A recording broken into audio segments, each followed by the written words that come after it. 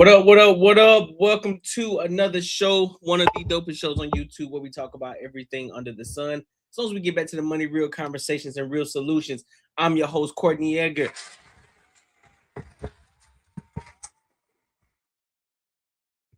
Yo, we got some fire topics today. We got a lot of things to cover, actually. So we're going to get right into it. But before we do, make sure you like, comment, and subscribe for the algorithm. And make sure you hit the bell notification. So that way you won't miss another live stream. You won't miss another uploaded video. You won't miss anything or any updates or anything that's going on the Courtnee Edgar Show. All right. So with that being said, man, I want to go ahead and get into this first topic of today. I got a question to ask the people. The people that's watching this right now and the people who are going to be watching this later and the people who are going to be watching the clip version. Why y'all can't stay out of people's business? Why y'all outing people? If you're going to have your L, just take your L. And here's another situation, and this is the Arizona situation. There's this young woman. I'm guessing that she was dealing with this guy, and apparently she saw videos of him with another chick, and now she's going online talking about, hey, do you know this guy? Because let's find the girl so that way we can snitch on. You feel me? It doesn't make sense. What? Yeah. Man, hell no. So we're gonna go ahead and get into this video, and then we're gonna give our thoughts and our opinions. So with that being said, let's rock out.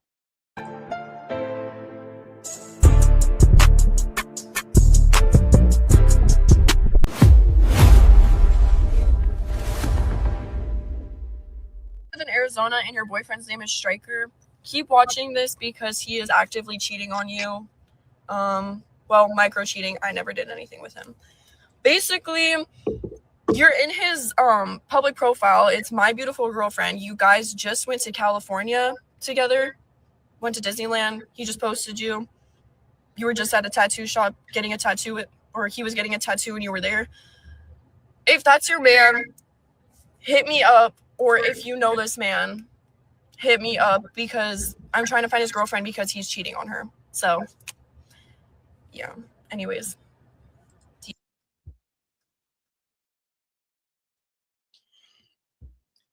Fam. You lying to me? You lying? I don't understand it. I don't understand it. I get it. You probably coming from a place of, oh, I'm a girl's girl. I want to make sure that my babies aren't getting cheated on, whatever the case may be. Listen, take your L and go home. You said that he was micro cheating. So I'm guessing that he was just conversing with you. And yet, here you are wanting to go and snitch. Here's the thing. If she minding her own business, don't go and mess up and rain on her parade because you got finessed. Let her live the way that she lived. Let her do her thing. She might even know her damn self. She might know what's going on with him. There's no reason for you to insert yourself into the situation and then trying to find her to go on a platform and then try to snitch on Striker. That's a wild name, by the way. Striker is a wild name. I'm saying. There's absolutely no reason for you to even be trying to find this man's girlfriend or even try to sit on to try to tell. Let me guess what happened. He reached out to you, probably DM or something like that. Y'all probably met somewhere else or in public. He was talking to you, you know what I'm saying? You were digging him, you were feeling him, and you guys have been conversing. Nothing popped off, anything like that. You guys probably just been conversing. Maybe, I'm pretty sure there ain't no DMs, probably texting or something like that. Who knows? And come to find out, you, of course, a lot of y'all do, you started stalking him. You went on his profile page. You saw a shorty up on there. He's like, oh, he got a girlfriend. So now he think that he's slick. He gonna think he trying to play me. So now what you want to do, you want to go and find old girl and then try to tattletale on him and try to snitch on him. That's egregious work. Man, listen, take your L, take your ball, and go home, Roger. Take your ball and go home. Just listen, take your L and go home. There's no reason for you to even, there was no reason for you to even create this video. Let's be 110% honest. There was no reason for you to even create this video. It makes no sense to me. But what's your purpose? I hope she see this video. I really don't care. We live in the same city. We live in Arizona. Well, same state. We live in Arizona. I'm pretty sure she in Phoenix too, or somewhere near, or somewhere close by. Yeah. If she see this video, let her see it, because I want to know what's the reason. What satisfaction do you get out of trying to find this man's girl to rain on her parade? She probably is the happiest thing. She probably happy. Everything straight, but you decide you want to go and rain on his parade. Why? Why?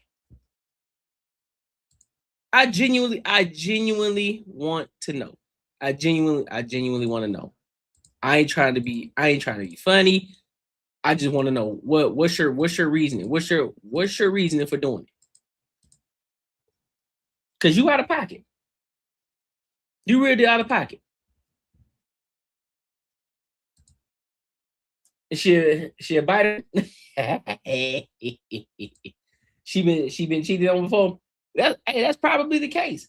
That's probably the case. She probably been cheated on before. She feels some type of way. And she probably was the girl like, oh, I wish somebody would have told me that he was doing this, or I'm such an idiot. So I'm going to make sure I do the exact same thing. I'm going to reach out to her and I'm going to figure out who she is. So that way I can tell on the board, hey, man, just take your wheel. Move on to the next guy. Just move on to the next guy before you listen. It just, I need y'all to understand something. Some people just sore losers in this world. Some people don't understand how to just, you know what? I lost that one. That was on me. I'm just gonna move on. I'm just gonna be a little bit more vigilant next time. Next time I'm just gonna pay a little bit. I'm just gonna pay attention to the signs, and then if I can negate it or remove myself before I get involved in the situation, then I'll be able to do that. But there's no reason for you to go and reach out to her. Ain't no reason for that, man. Stop that. Everybody, men and women alike, stop. Well, you can't even call it pillow talking, right? Stop inserting yourself in other people's business. If they got something going on, if he cheating, listen, let him do his do. Let him do what he do. If she find out, she find out. If she don't, even better for her. Because as long as he ain't bringing, listen, I'm not condoning it, because I know how people love to take things out of context. I'm not condoning it. However, what I am saying, if their household is happy, if everything is cool, everything is peachy keen, nothing going on in the relationship, they're happy, everything is good. He ain't bringing home no outside babies. He ain't bringing home no diseases. He ain't bringing home nothing else. And he taking care of the household. Let the man be. Leave them alone. Let them rock out how they want to rock out. There's no reason for you to come in and assert yourself and start trying to tattletale, try to be Captain Saberho. He said women like this are miserable and they looking to make other people just like them. Man, that's what I'm saying. Misery loves company. Misery loves company. Real talk. But you can tell she's young too. You can tell she's very young-minded. Early 20s, pretty sure. Early 20-year-old, you know, I'm this fake I'm a woman, hear me roar. I'm this fake feminism, this fake outrage or extreme feminism. Guaranteed, that's exactly what it is.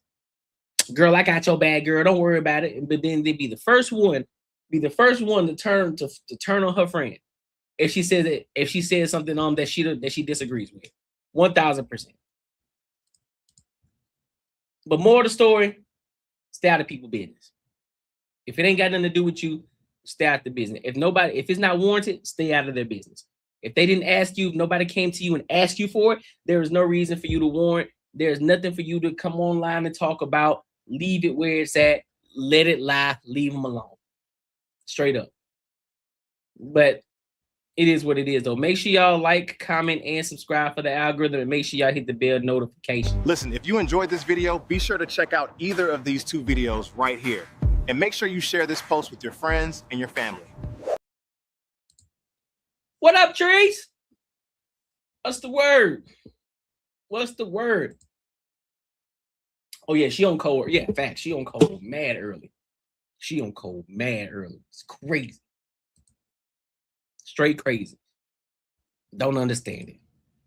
But let's go to this next topic. I want to go ahead and dive into this. Let's get into Sunny Hostin. Sunny Hostin, you know, one of the ladies from The View, right?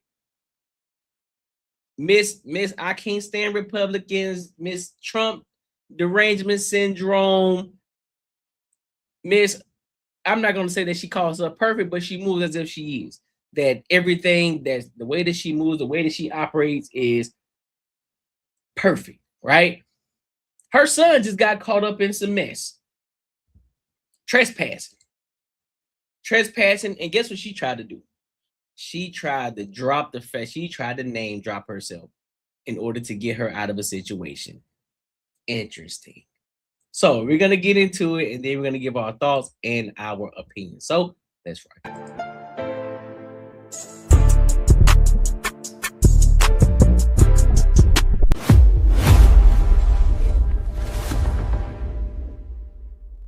For a second. Hey, what's going on? Tell them your mother is a federal prosecutor. It's fine. Are you arresting my son? Wait a minute. What happens if you're like, oh, I would like to write this? Well, you know, we have cameras everywhere. Normally, it's a misdemeanor charge. We're dumbing it down to a violation, okay? I know you're upset. I'm a former federal prosecutor. Yeah. He knows. He's a Harvard grad who teaches fourth grade geometry to his kids. I'm lost. He's not a kid who's ever in trouble.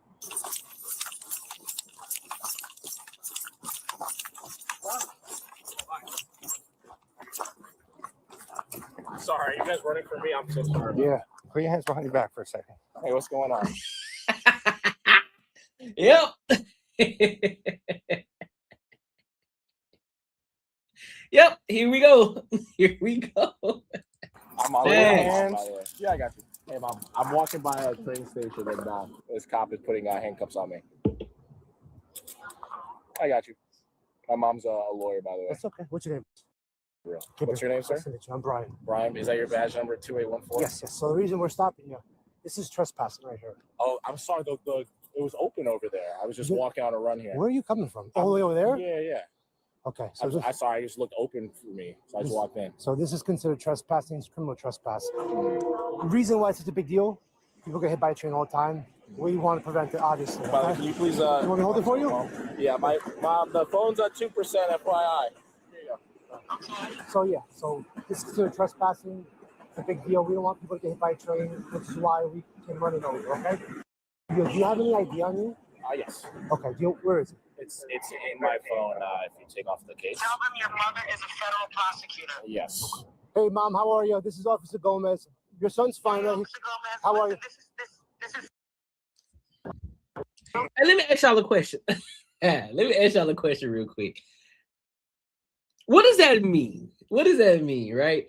If your son or yourself get arrested for something, now, in his defense, I gotta ask another question. I have to ask another question. Were there any signs saying that you can't trespass here?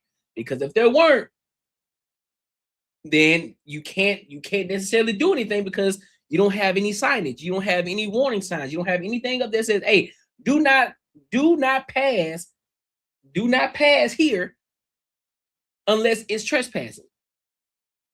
There are always signs. Okay, if there are, because there are some cases where there aren't signs. And then somebody comes up, hey man, you ain't supposed to be here. Well, I don't see no sign, big dog. So I didn't know.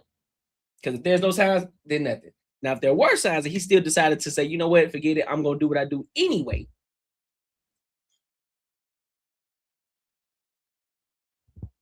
Yes, I was gated off, but he said that the gate was open. He said the gate was open. You know what I mean? But here's my question though. Why do they feel like they gotta always name drop what they did or what they do for a living? As if that's gonna change the situation, because he still gotta do his job at the end of the day as a police officer. He still gotta do his job regardless of who you are, regardless of what career that you have. Okay, and that means what to me? that you are that you are a district attorney means nothing to me. I still got to do my job. If he did something wrong, he has to be held accountable.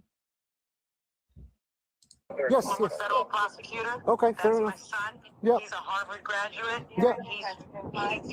He's not a criminal. He has no criminal record, no criminal history. Yes. No, I Facts. understand that. The issue is, like I Facts. told your son, is this Facts. is considered criminal trespassing. Facts. So besides being illegal, it's actually very dangerous for him. But look, here's the thing. And I guarantee you, here's the thing.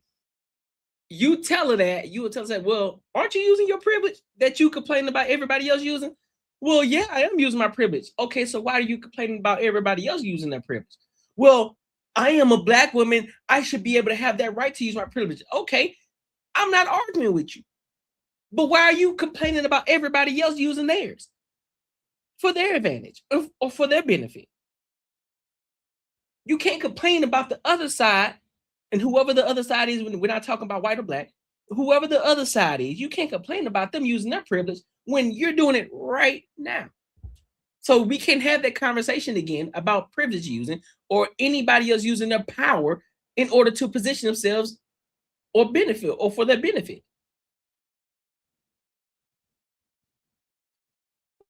Around the railroad tracks, we get people that get hit all the time. So we make this a big issue because it's a serious thing. People get hit. I understand. Yeah. Thank you for protecting him. No problem.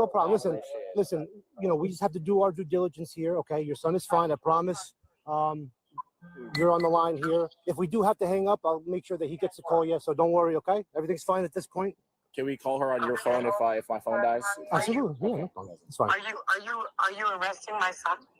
At this point, listen, we're just going to do our due diligence. We're just going to check his background, and that's all we're going to do for now, okay? All right, we'll keep you informed of everything that goes on, all right? So that's pretty much it. He says...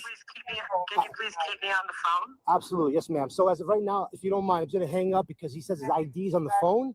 I just want to... If you just take out my case off, it's actually right in the case. Thank you. It's a gift and a curse. It's a gift and a curse because... For that very reason, because his mother is in law enforcement, he believes that he has the right to do what he wants to do, that he is above reproach. That's exactly what it is.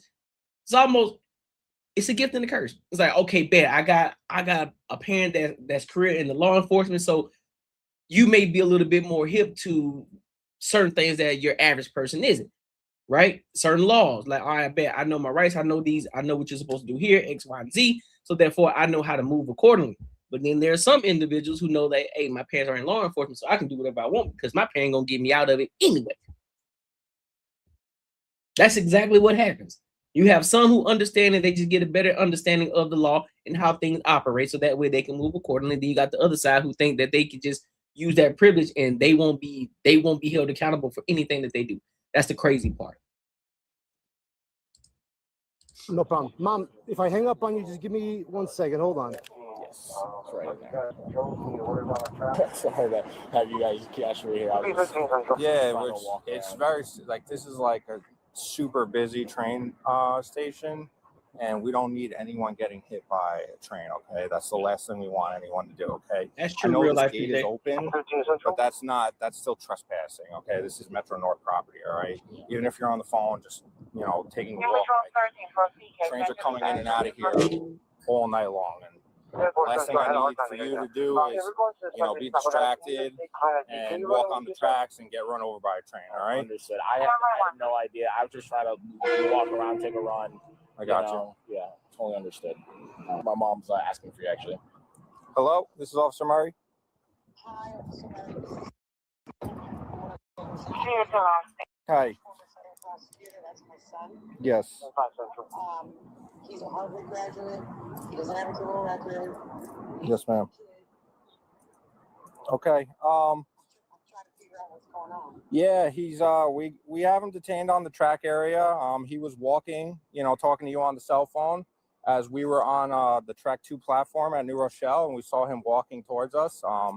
This is a active railroad track with 4 live tracks and 4 third rails active. So we initiated a subject stop on him to get him in custody so that, he doesn't get hit by a train accidentally, because we see it happen more often than not. Yes, we're waiting for our sergeant to arrive, and then we're gonna take her from there. All right. Gabriel, just to keep everything above board, I am going to write you what's called an appearance ticket, where you do have to show up to court. All right. Damn. I'll explain all the details and why you have to show up. Let's get my mom on the phone. Also, wait, what's up with it, bro? Hey, Mom. Hey, so you said that I grab my phone. Absolutely, go ahead. And if the phone dies, can we call her? Absolutely. So yeah, just tell her. Miss Hostin, it's Officer Gomez. Hi, Officer Gomez. I'm about 4 minutes away. Okay, that's fine. So I just wanted to give you the heads up. So I am going to be writing your son what's called an appearance ticket. I'm sure you know what that is. I'll explain everything, where he has to report all that stuff, because it is criminal trespass where he was. It's normally in a... Hold on for 1 second, miss. It's normally a misdemeanor. Obviously, we're cutting it down to the violation because he's there's nothing on his record. He's been very cooperative with us.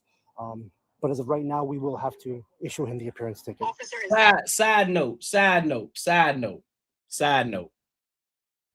See what I'm saying?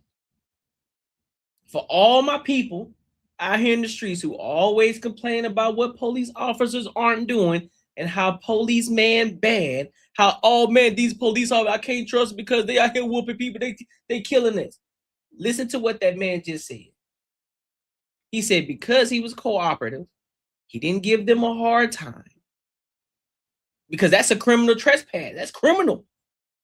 Going to jail for. But because he was cooperative, he wasn't doing all that extra talking. He wasn't, oh, my mother is this, that, and the third. You shouldn't be arresting me. Why are you arresting? He wasn't doing that. He kept calm. He was cool.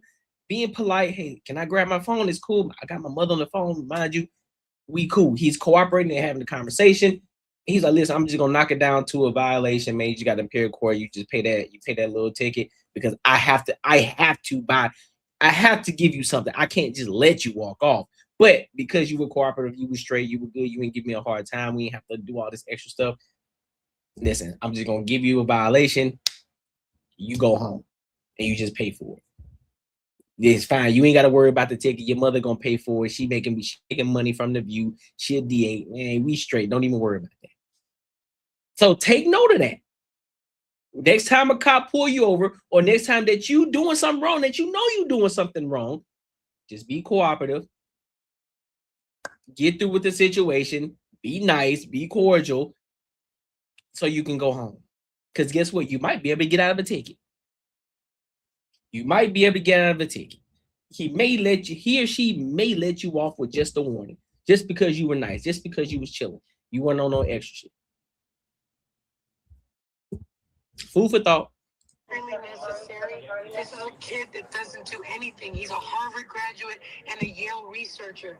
He teaches geometry to folks. I understand that. It absolutely is necessary, miss. No, we appreciate you being cool, man. It's just the MTAPD takes that stuff very seriously. All right, that's like one of like the biggest things we take seriously is like trespassers and safety along the track area and in between the gauge, which is where the train rides through. Okay, because it's like these trains are coming in at 40, 50 miles per hour.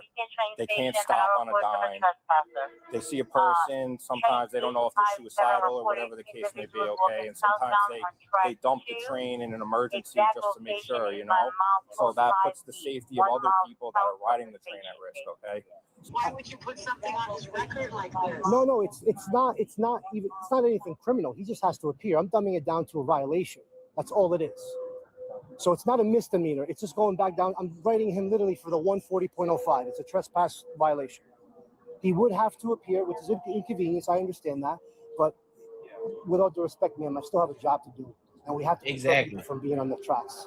Because again, I understand, but what I'm asking of you is once a judge gets this, all he would have to do is pay a fine anyway. There is a path. Here's what I would recommend though. I'm gonna be 110% honest. I wish there was a system where when police officers do pull you over, right? And of course it'd be connected through the proper channels, the proper sources. But I wish that you could be able to pay for your ticket when they pull you over right then and there. I wish there was a system where like, hey man, how much that ticket cost? $100. Hey man, let me pay that right now because I ain't trying to go to the court, bro. I ain't trying to do all that. Listen, if there's anything or any situation where you could just pay it and you don't have to appear in court, all you gotta do is pay it like typical tickets. Hey man, I just gotta pay. Listen, I pay it. I just pay it, bro. Forget that. $100. Go ahead and pay it. And I can go about my day. I ain't gotta worry about that ticket. I wish there were channels like that. I wish there was a system where police officers have that. They can just take your card, boom, boom, boom. But they have to do it. But they have to keep it on camera because we don't want nobody stealing. Have to keep it on camera at all times, and they have to charge you. They can't go back to their vehicle. They have to be right there in front of you. Camera has to be on. They have to have some sort of system where you tap pay or whatever the case may be, credit card, whatever the case, or however you're gonna pay it. Boom, they give you your card back just like a cashier would do, and you can go about your day. And ticket is good, and you go about your situation. I wish there was a situation like that because it is an inconvenience. Now you got to go all the way down. Now you got to wait for it to process because guess what? Them tickets ain't the next day. It's dang 2 weeks later before you can get a ticket, before that shit processes through. Now you got to wait to that time and you done forgot about the ticket. It's like, oh, damn, I forgot I had the ticket I got to pay for. I'm supposed to appear in court. Now you got to go all the way downtown. Inconvenience for you because most of us work anyway. So now you got to call off or you're going to be late for work because you got to go downtown for a court appearance for a violation that you could have just paid for and got out the way.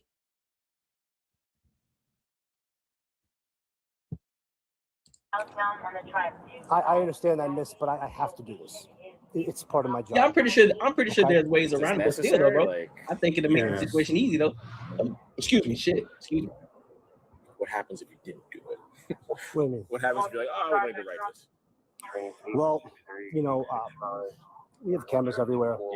If we didn't see it, somebody would have called it over. Correct. And there was too many trains coming in and out of there to not. I hate to say it, it's like my partner said, our hands are tied. It is what it is. Listen, I really appreciate you being cool about this. Put you in handcuffs, and we do that for our safety. That's safety reason on the Hi, miss. How are you? I'm Officer Gomez. There she is. No problem. Little big brother for this, but it's.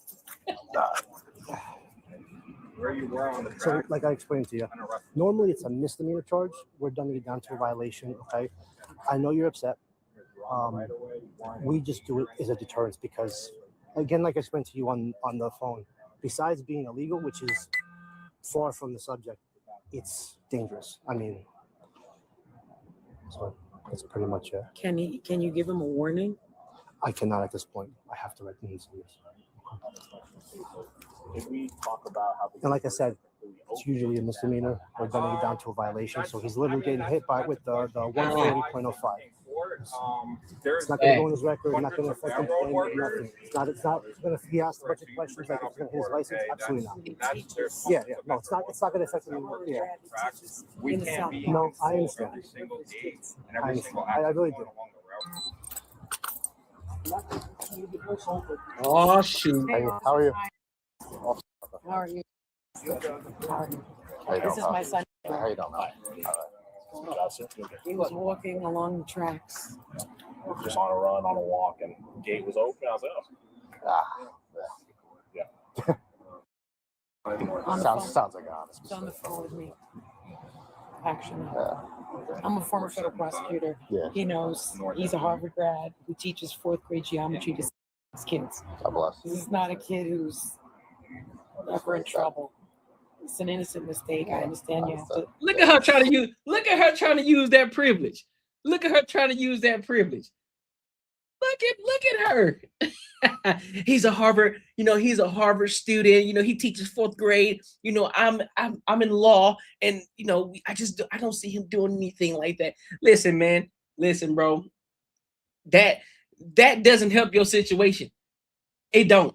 By you mentioning the fact that you're in law does not help your situation because now they're gonna be like, well, he should know better then. He should know better. And now they're gonna look at it as, oh, look at this privileged kid because because he goes to Harvard. I just would have kept it like, hey man, listen. I appreciate y'all. I appreciate y'all for doing your job because we respect your job. We respect you as policemen. right? We respect what you have to do. We understand that you got to do your due diligence. I appreciate the fact that you didn't make this a criminal charge. I appreciate you that you knocked it all the way down to just a violation, because guess what? That ain't gonna really hurt nothing. That is not gonna hurt his career. That's not gonna take away anything in his life. It's a trespassing violation. Something simple, ain't even a misdemeanor. A violation, just a violation, just like a traffic violation. Something simple that come off your record. You good. It's not career altering, it's none of that. She just came down and said, hey, I appreciate y'all. Cooperating with them and being able to have this conversation with y'all. I thank you guys so much. I appreciate you. Thank you. And we going about our day. You feel me, Matt? All this over a little fine that could have been a criminal, but he could have been in the back of the police car going to jail for trespassing. But let alone, because he got some sense, because he is smart, I'm pretty sure because they raised him well enough to understand, listen, big dog, you can't be arguing back and forth with the police. But this name dropping, though, this is what's getting me. I don't know what happened, but yeah, whatever. Trespassing? It's not the end of the world. I get you. Okay, so this is gonna be your copy. Okay, so basically, just have to show up on a Friday, July 10th at 9:30 a.m. It's going to be to the New Rochelle Criminal Court. It's going to be at 475 North Ave here in New Rochelle. Not the end of the world, not the crime of the century. Okay, it's unfortunate. I get it. I know you're upset. I know your mom's upset. I'm not trying to be a ball buster here. I have a job to do. That's all it is. Okay. I hope you don't take it personally. I really appreciate you being cooperative. But here's my thing, though. Here's my thing. I'm gonna keep it P with y'all. There was no reason for Sunny Hostin to come down there. There was no reason for her to come down there. He looked like he took care of the situation by himself. He did what he needed to do. There was no, to be honest with you, there was no even need to even mention the fact that about her career. There was no need for that. There was no mention at all. He did what he's supposed to do. He was compliant. He was straight. He wasn't being belligerent. None of that. And without her, they still knocked it down to just a violation. So you can, he definitely a mama's boy. That's a fact. That's mama's boy right there. That's mama's pride and joy. Pride and joy. Don't touch my baby. We gonna have it's gonna be smoke in the city. You touch my baby. Don't touch my baby now. But let me know what y'all think. Make sure you like, comment, and subscribe for the algorithm. Hit the bell notification. Listen, if you enjoyed this video, be sure to check out either of these two videos right here. And make sure you share this post with your friends and your family. No, that's facts. That's facts all the way. Yeah, she just being a mom. Any mom would do it. Any mom would do it. But the thing is, he definitely called. He definitely called her. He's like, hey, man, call my mom, man. They got me in handcuffs. Call my mama. Call her. She's an attorney. Call her. Call her now. Please call her. Because I'm not trying to go to jail today. I'm not. So I get it. But after the officer told her it's gonna be knocking down to a violation, but at the same time, I get it. She still want to be there to make sure everything is straight. So I understand both sides of it.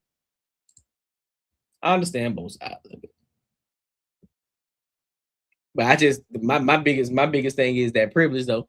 She can never speak on anybody else trying to use their privilege ever again. Ever. I don't want to hear her say nothing. I don't want to hear her say anything about, Trump uses his privilege because and what? And what? You just did it with a police officer. You tried to do it with a police officer. Yup. So I don't want to hear it. Don't want to hear it. You said your mom would try to ride with you? I'm getting in the back seat with him.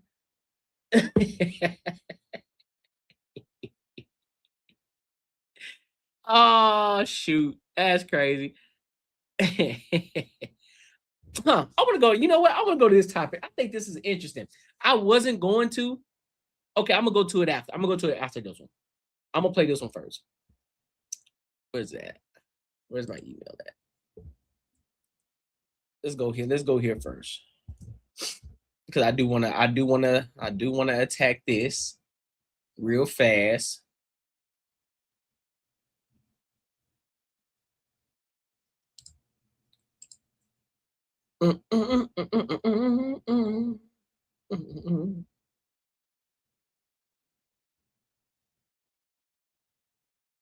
All about the size. I mean, where is that?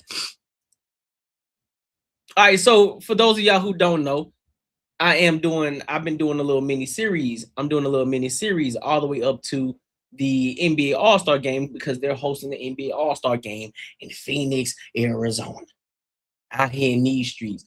And so the first episode was last Sunday, where we talked about the potentials of what could possibly go down. Because I'm coming at it from a different angle, right? I'm not talking about just who are the players that's gonna be in there, the dunk. I ain't talking about that. I'm talking about the expenses that come behind setting this whole thing up, getting this whole thing, the All-Star game together, planning this entire thing out, and what entrepreneurs, business owners, content creators, et cetera, and what that could mean for the actual city. All right, so I'm coming at it from that angle. So we're gonna get into it, and then I'm gonna give my thoughts and my opinions. All right, so let's go ahead and get to it.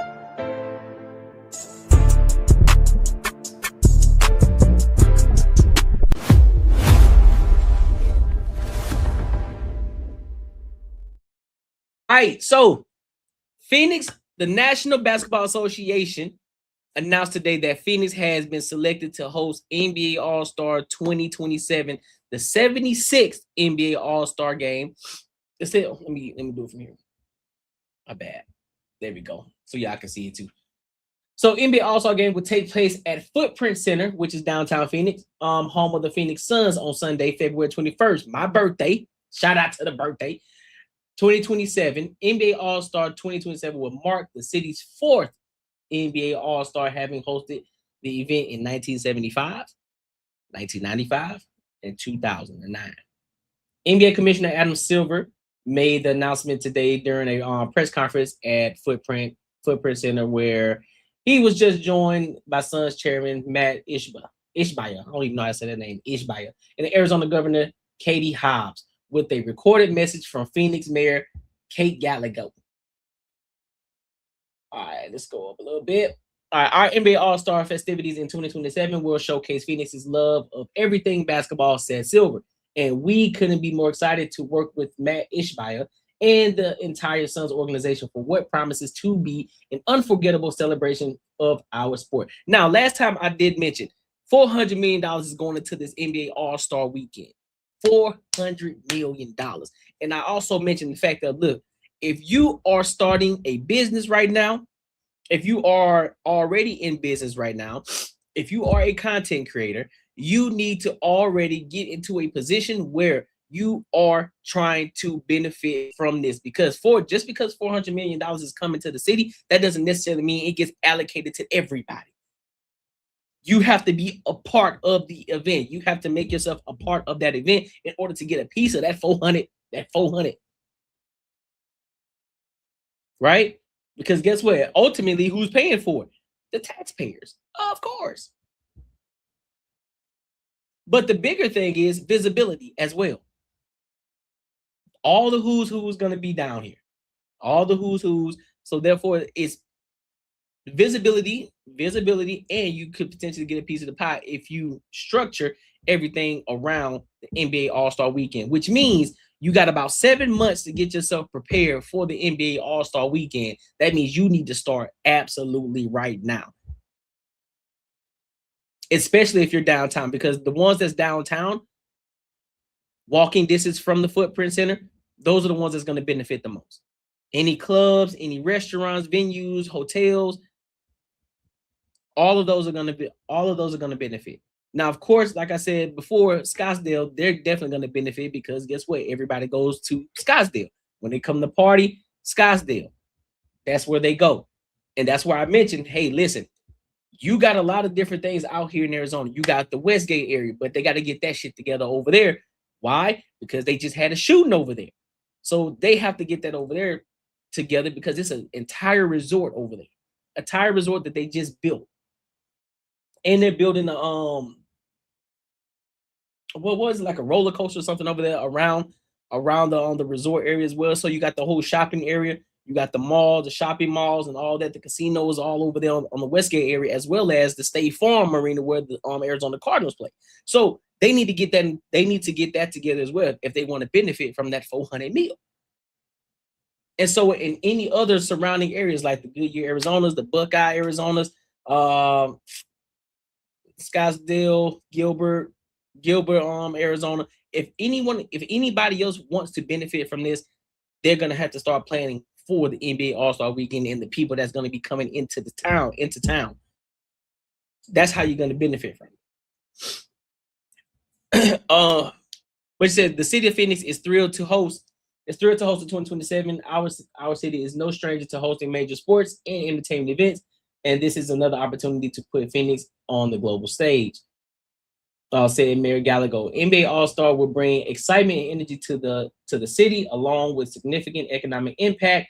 Thank you to the NBA and the Phoenix Suns for the opportunity to welcome fans from around the world to our incredible city for what will be a memorable All-Star weekend. Facts. Shoot, I'm trying to be a part of it too. Why y'all think I'm doing a series on it? I'm trying to be down there on the court. You hear me? I'm trying to be down there on the court. NBA All-Star court events will tip off Friday, February 19th at Footprint Center with NBA Rising Stars, an annual showcase for top rookies and second-year NBA players. On February 20th, State Farm All-Star Saturday night will feature the Kia Skills Challenge, the Star 3-Point Challenge, and AT&T Slam Dunk. NBA All-Star 2027 will culminate with the NBA All-Star Game on Sunday, February 21st. All right. So the NBA will also host several events for fans of all ages at venues throughout Phoenix. This is your opportunity, content creators, business owners. If you're looking to start a business, don't wait until the NBA All-Star Weekend start. Start now, so that way you already have some traction going and you can be a part of it. Oh yeah, including NBA All-Star practice presented by AT&T, the Ruffles NBA All-Star Celebrity Game, and an NBA All-Star Fan Fest featuring basketball programming and entertainment, as well as up close access to NBA players, legends, and celebrities. The league will also continue to celebrate its commitment to social responsibility with a full schedule of NBA Cares events during NBA All-Star 2027. Through partnerships with schools, local and national nonprofit organizations, the league will reach thousands of children and families in Phoenix and the surrounding areas and provide critical resources to community-based programs. Phoenix will additionally serve as host to WNBA All-Star festivities which they did already. You know, they had the All-Star weekend here for the WNBA in 2024 as well. And they did pretty good, but of course, you know, it's not the numbers that the NBA All-Star does. But it was decent. And that would have been a great time for smaller creators to actually take advantage of as well.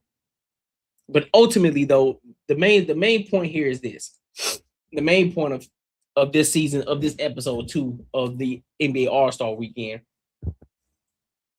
you're gonna have to take advantage. There's a lot of money that goes into creating this NBA All-Star Weekend. Mind you, I bet some people don't even know that they were negotiating where this is going to be for the past 7 years. So it's not just, okay, this season happened, then next thing you know, we just have this conversation right now, and then all of a sudden the following year it's the NBA All-Star Weekend. They're negotiating these things like 7 years beforehand. So they're already negotiating where the next one's going to be. Like, they already negotiating ahead of time of where certain NBA All-Star weekends are going to be. And they're preparing for it right now. So they're already preparing for the next 2028 NBA All-Star weekend and where that's going to be. And so this is where you you as a business owner, this is where you as a content creator have to start putting yourself in these spaces, especially if you're trying to grow, if you're just trying to build. Especially when events like this is where you can take off if you position yourself correctly. You know what I'm saying? But yeah. But let me know what y'all think. Will y'all be there at the NBA All-Star Weekend? Are you planning to go? What is it? What are your steps? What are your actions of taking? Are you going to actually just try to go to be a fan? Or are you going to be a business? Are you going to start a business to try to become part of it? Or are you going to be are you a content creator and you just trying to get yourself in that space? Let me know. All right. But make sure you like, comment, and subscribe for the algorithm, and make sure you hit the bell notification. Listen, if you enjoyed this video, be sure to check out either of these 2 videos right here. And make sure you share this post with your friends and your family. Word. Say happy belated birthday. What up, Tech Coach? What's up, my dog? How you feeling? Hey, bro, whose birthday is it? No, I said my birthday on the 21st of February. Oh, well, I mean, it is still happy belated birthday. So yeah, cool. Yeah, that's true. Thank you. That's true. That is true. I didn't think about that. I don't know why. All right, so let's keep this train moving, man. So an Atlanta woman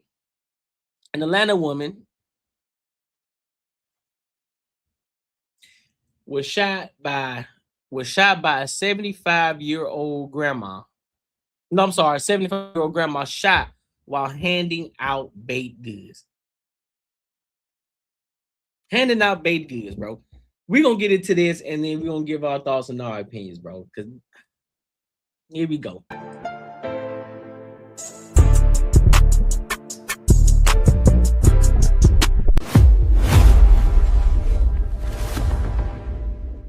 Police want to find the person who shot a Good Samaritan as she passed out food to the needy.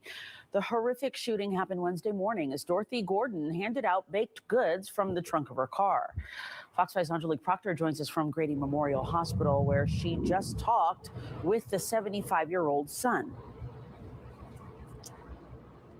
Well, good afternoon, Christine. This shooting has angered a whole lot of community members and even veteran lawmen, and it's left 75-year-old Dorothy Gordon here at Grady Memorial Hospital with a bullet still lodged in her back.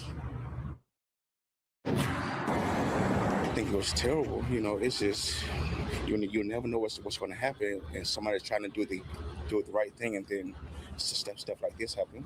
Justin Gordon is flabbergasted that someone would shoot his mother, Dorothy Gordon, at 9 o'clock in the morning as she passed out food Wednesday at this Chevron on Washington Road in East Point. Mom usually donates food, so she was handing out food at the gas station, and then some stray bullet struck my mom in the back. East Point police say the shooter took off. Crime Stoppers has posted a $5,000 reward for anyone with. Why would you want to shoot a 75-year-old woman who minded her own business and handing out food to the needy? What the hell is wrong with y'all, Atlanta? What y'all got going on out there, bro? What y'all got going on? Y'all done reduced yourselves to shooting 75-year-old women who handing out food to the needy? For what? And you telling me nobody saw her? Nobody saw him or her, whoever shot this woman? Nobody. You outside. A ton of people, you handing out food. You telling me nobody saw nothing? Nobody. No cameras, no nothing. No vehicles, no nothing. That's what y'all telling me. So what you telling me is she out there handing food to nobody. She out there by herself. That's what it sounds like to me. Could you tell me nobody saw somebody pull a gun out and shoot? Because I'm pretty sure it wasn't somebody just sitting there trying to snipe this woman. They're not on top of a building. Oh, that's crazy. Information. Even police are livid behind the senseless shooting. Right now, I mean, I get it, the reward, but right now our biggest reward is finding out exactly what happened. We're angry by this. We're saddened by this, and we want to bring the family justice. And East Point police say there were really a lot of people in the area when this shooting happened on Wednesday morning. They are asking anyone with information to give Crime Stoppers a call. That number is 404-577-TIPS. What you mean there's a lot of people around and ain't nobody see what happened? So y'all telling me that so basically nobody's gonna tell because it's not snitching. That is not snitching because you aren't a part of what that individual who shot that woman was a part of. You ain't a part of it. You were just a person that was trying to get some food, or you were just somebody who was just walking by. And you telling me nobody saw? Nobody. You didn't see nobody who looked suspicious. You didn't see nobody who looked like they was trying to attack. Y'all didn't see nothing. Nothing looked off at all to y'all. So y'all telling me y'all that oblivious to what's going on in y'all surroundings. That's what you telling me. That y'all aren't situationally aware. You telling me that y'all in a whole bunch of people just standing around and y'all don't see nothing.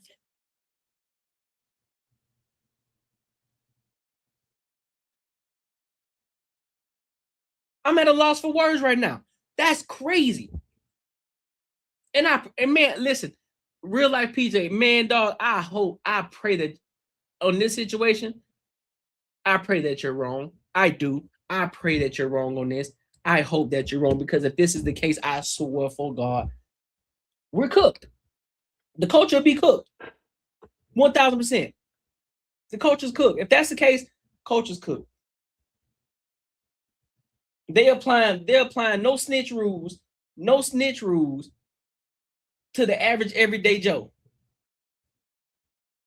So you telling me if myself, Courtnee Edgar, if I'm out in the streets and I ain't got nothing going on with whoever else got whatever they got going on over here, and I'm out in the streets and I visually see somebody pull out a gun and shoot somebody for no reason, you mean to tell me that I'm supposed to uphold the street rules of no snitching when I ain't have nothing to do with what was going on over there? Absolutely not. I'm telling. Hey, it was that buddy over there with the black hoodie on. I looked like a white man or something. I don't know. Black man or Hispanic. I don't know who they were. I just know they had a black hoodie on. Had a black hoodie on. They looked suspicious anyway. So I removed myself from the situation and they ran that way. They went east. And I think they was in a Honda Accord or something like that. It was kind of beat off. The bumper was off. Now, matter of fact, I'm wrong. I think it was an Altima with the bumper gone.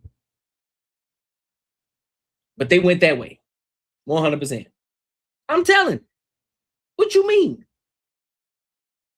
This 75-year-old, there is nothing that warranted this 75-year-old woman to be shot. For what? Because she what? Let me guess. They wanted seconds. Were they a part of the crew that was trying to get the food and she didn't give them seconds? What is it? Said the culture been cooked. Listen, man, I was trying to give it the benefit of the doubt. But if this is the case right here, yeah, we're officially cooked.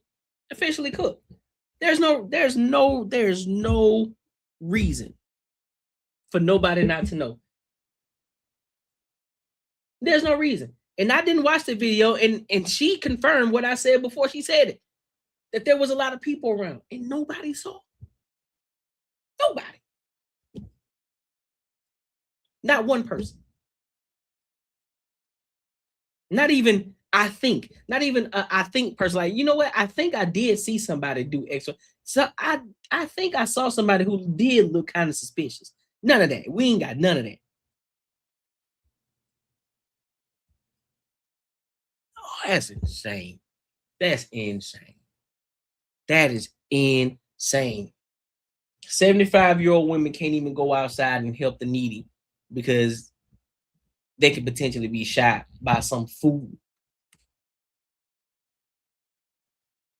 Because I can't say what they are. I can't call out the race of what it is. So I'm not gonna do it. I'm just gonna say they're a fool, whoever they are. And everybody else who didn't see it, I'm about to call y'all fools too, because there's no way that you didn't see it. I call cap. I call 110% cap. You lying to me? You lying? You understand me? Boy, it's out the mud. We got Rashad McCown.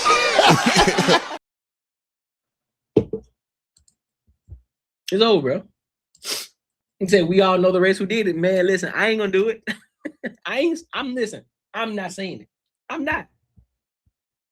Nope. I ain't gonna say it. I ain't gonna say it. I just need to know. I just need to know. Because there's no reason for this. That's so dumb.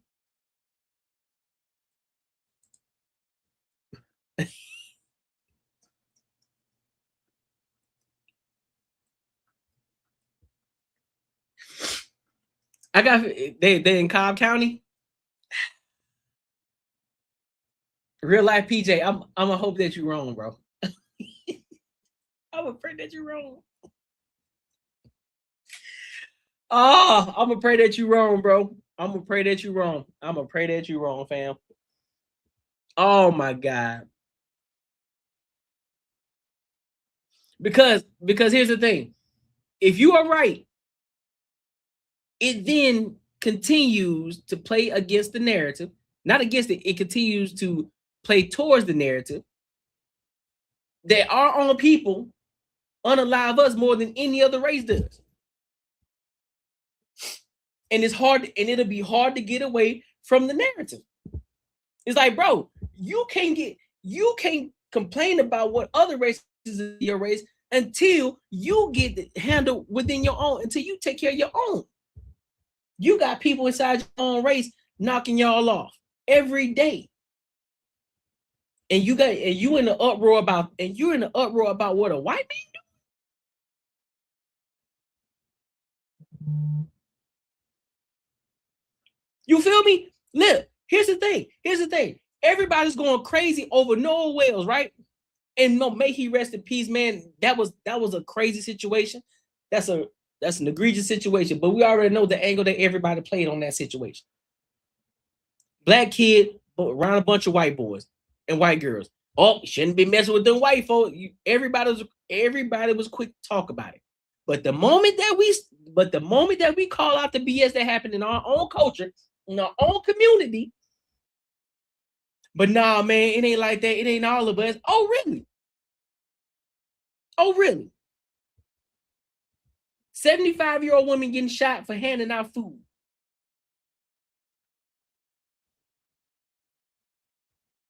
75. Where's the viral video? Where are the X videos at? Where are all the think pieces at? Where's all the I got a thought topics at? I don't see it at all. Where is it at? Everybody was talking about Noah Wells, and then guess what? Nolan Wells. I call him Nolan. But I don't see topics like this happening. I don't see nobody talking about this. Cobb County, Atlanta.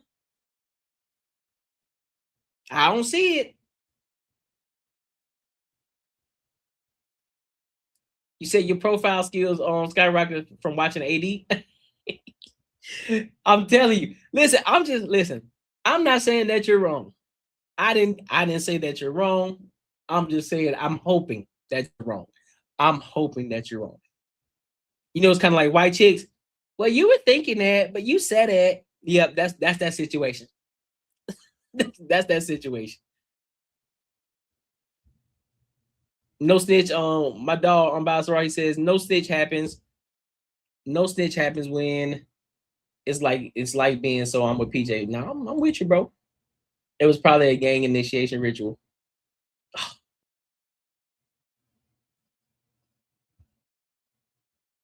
At least let it be somebody. Here's the thing. That's the thing I don't get with even if that's, let's just play and say that is the case, because we don't have the information, we don't know, right? Let's just say that is the case. Why do it to somebody who ain't got nothing to do with their life?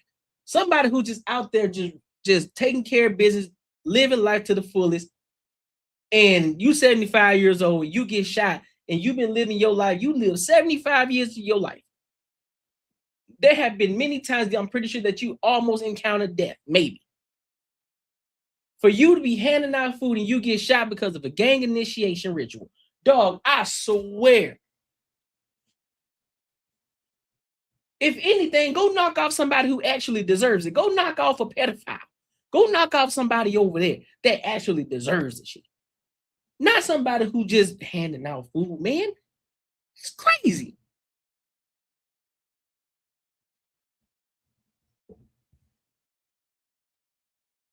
They say enemies are too easy. No, get rid of them.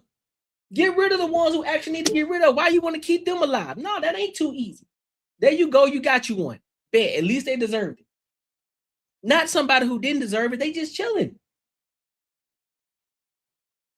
They just chilling.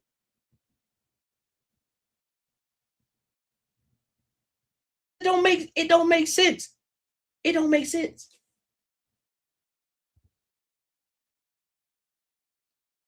That's see, so I'm talking about that's so dumb.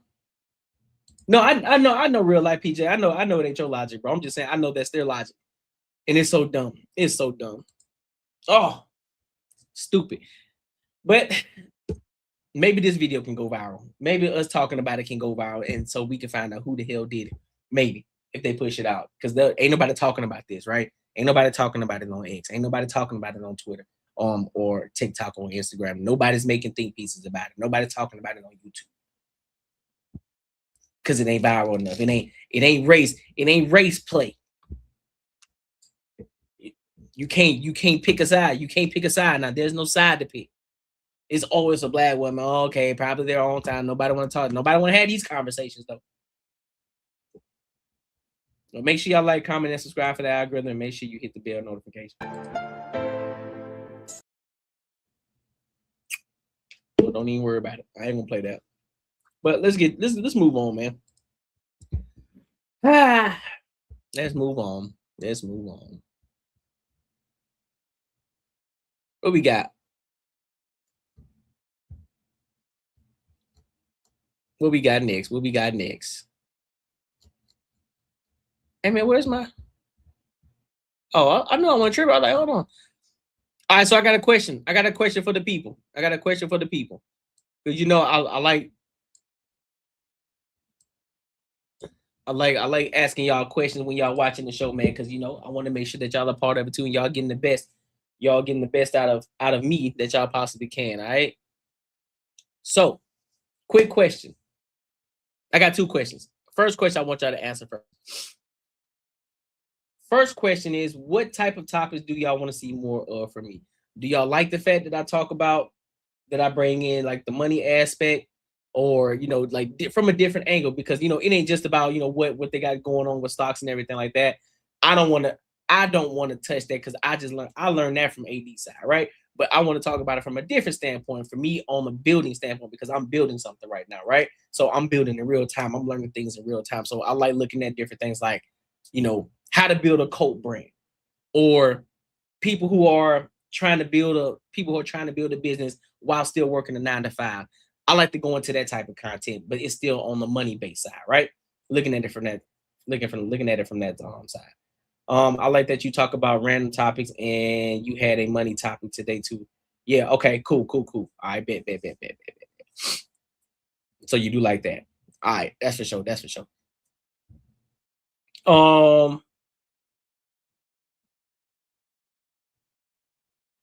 Second question. No, actually, I got a three-parter question. Here we go. One, you already answered that question. For my real life, PJ. Second question. Do y'all believe, and be honest, be 110% honest with me, right? Because I want y'all to make sure y'all get as much out of me as y'all possibly can. Pause. Patreon. Do y'all think I should push my Patreon? Do y'all think I should wait? And at what point should I start pushing my Patreon? I already have videos in there. In the Patreon. But do y'all think that I should just continue to hold out and just continue to keep building my platform? Or do you think that right now I should just start pushing it now, so that way I don't have to already start. I'm already doing it. So right now, what's on the Patreon is building the YouTube, right? So how to go from 0 to 1,000 subscribers. The next one, the upcoming one, is when I hit. The upcoming one's gonna be when I hit 5K. When I hit 5K subscribers. And then I have the why YouTube, you know, just kind of giving the introduction as to why I decided to do my YouTube channel, and just kind of giving the back end of it and giving the breakdown of it. As long as it's adding value, push both. Okay, that's fair. But what type of value would y'all, what the people want is the question. Because I don't want to push something that I think is valuable, but nobody else think is valuable, right? I still want to make sure that it aligns with what I got going on here. But it's like, okay, well, we talked about it on the YouTube channel, but we get deeper into it in the Patreon. And I can really break it down, right? So what do y'all think? Because I asked my dog Fi Brown, and it wasn't this one here. Because me and Fi had a conversation too. Because Fi Brown, shout out to Fi, he's in the process of building his platform up too. And so I talked to him on the back end of it. You know, I recorded a little bit of our conversation. You know, I asked him, was it cool if I recorded it? And I think I'm gonna push that on. I think I'm gonna put that on the Patreon as well. But that was a little bit more unconventional. It wasn't formal at all. You know, it was like a normal conversation. So it wasn't all planned out. I didn't have a whole spreadsheet or anything like that. We just having a conversation. I was just helping him out to get this thing started in his StreamYard and everything going. You know, I'm thinking if I want to put that on there though. You said push both. You said push both trees. Okay. I say take AD's playbook. Keep the game you give on the Patreon, depending on certain subjects, all the behind the scenes stuff, and maybe even vlogs too. Okay. Even the vlogs. All right. That's a good idea. But here's what I want y'all to do though. Here's what I want y'all to do as well. And this is something that it kind of holds me accountable as well. When we're talking about certain topics, right? And you think that it would be valuable to talk more about it in the Patreon, y'all let me know. Whether it's in the comments, like, hey, bro, I think this is a topic you should take to the Patreon. I bet. Say less. So that way I'll know what type of value y'all the people are actually looking for, right? Because again, I don't want to just push some shit that I know that I may think is valuable for the people. And they like, man, I don't want to hear that shit. Give me something else. You feel me? So I just had to make sure. I had to make sure that I'm on the right path too, man. He says, okay, I read that one. He said traffic finna be thick for All-Star Weekend. Hell yeah, traffic gonna be thick. You understand me? So I'm trying to get in there. Whatever is valuable to you is valuable. Folks will catch on when they catch on. Remember, cats don't believe in things until they work. They'll doubt till you're balling. I got you. That's a fact. That's a fact. You know what? I gotta play my video. I gotta play it for that.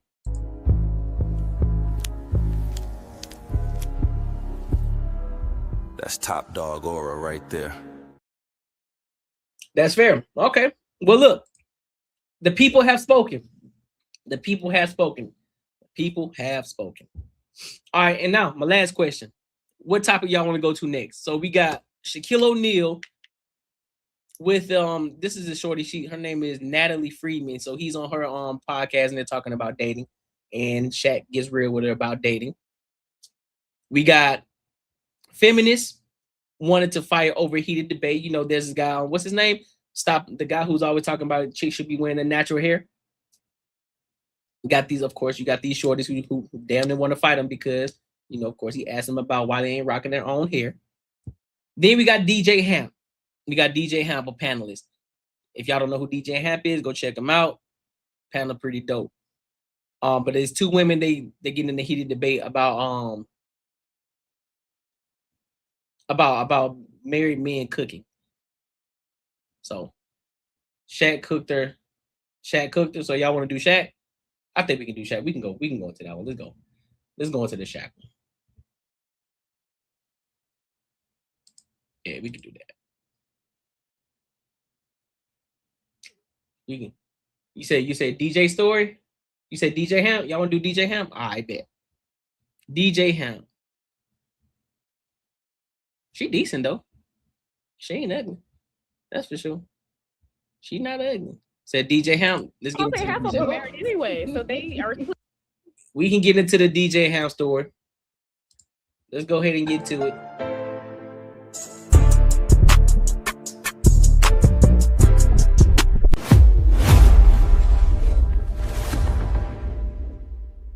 I think that we need to understand is the roses and bubbles aspect and the sacrifice it takes.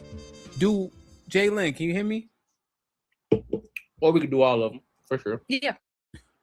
Do women learn growing up know how to treat men? Or do they only know how to be treated? They're mainly taught how to be treated. Is that the crux of the matter? I would say so. If you're only taught that's the a Leo. criteria of what you should want from someone and not what you should exude to that person to get Nah, what that's cap on you buying. want as well, or even just the type of person you want to be with, and yeah, that could breed a problem. Yeah, it could. Do you think it most likely will?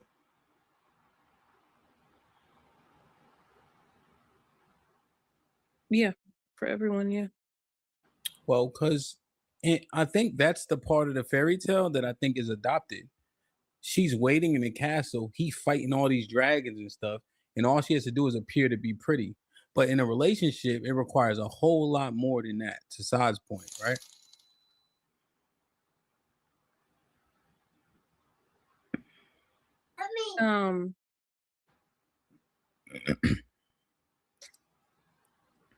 I think it comes if they're not being taught that by their parents, family members, mentor, the next best thing is experience.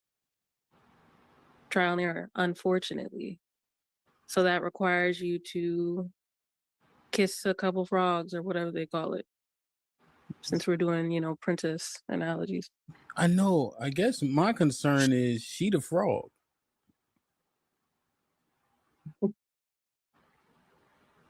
Sure, I can agree with that. You think so? Or you think I'm preaching?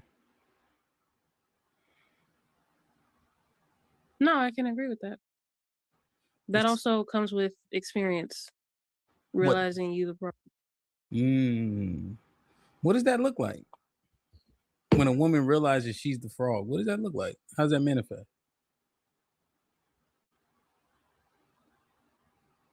When you're realizing you're not I'm saying real life, PJ. That's what I'm getting saying. the men that you thought that you were taught that you deserve. Damn. I think that's the best answer I could give for that. So what does this look like in 2026?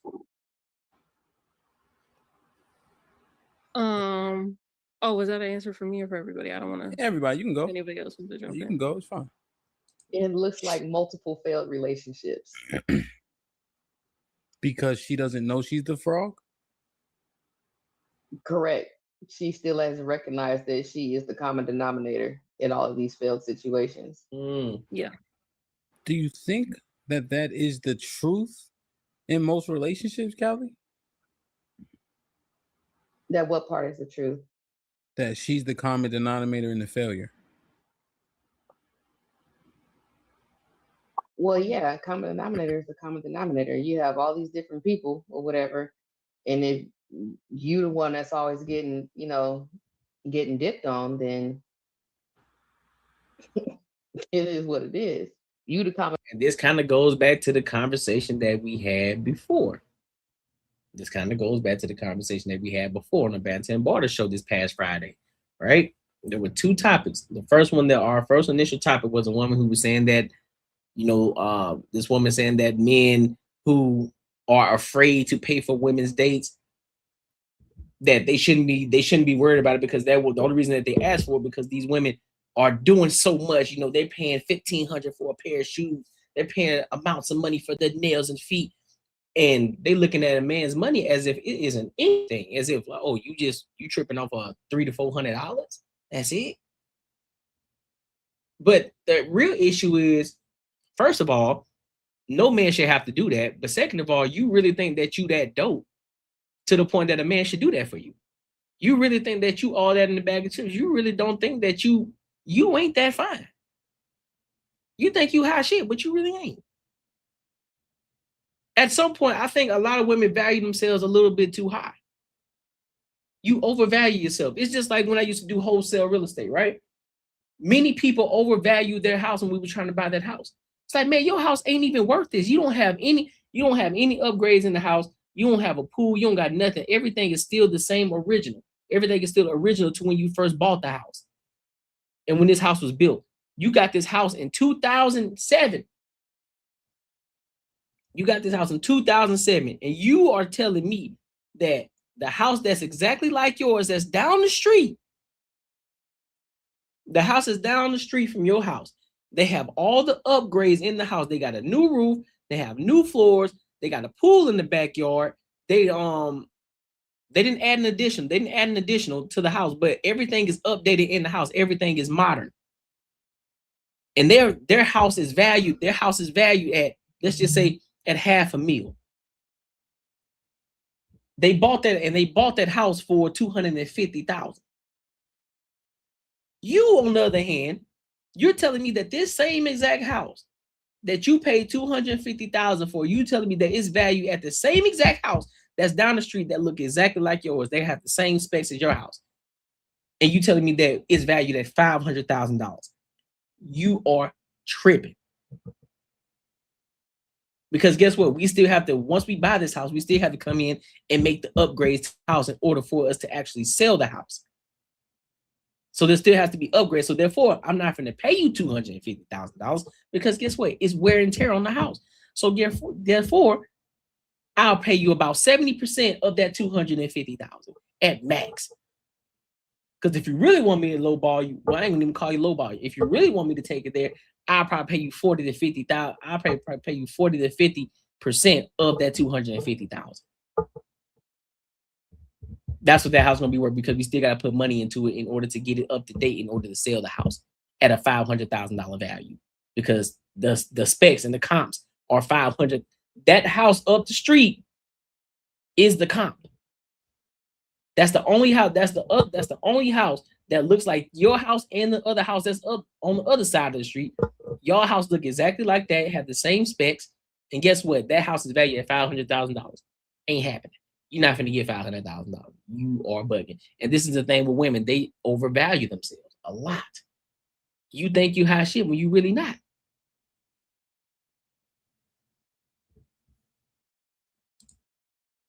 A man who can afford $250 dinner will pay it. It ain't see, that's the point. See, that's y'all point. That's y'all problem. Y'all miss the target every time. You think it's about the $250. It ain't about the money, man. It's not. It's never been about the money. It's never been about the money. Y'all worried about the monetary thing. You can't look beyond that. Oh, $250 is $250. That ain't the point. You missing.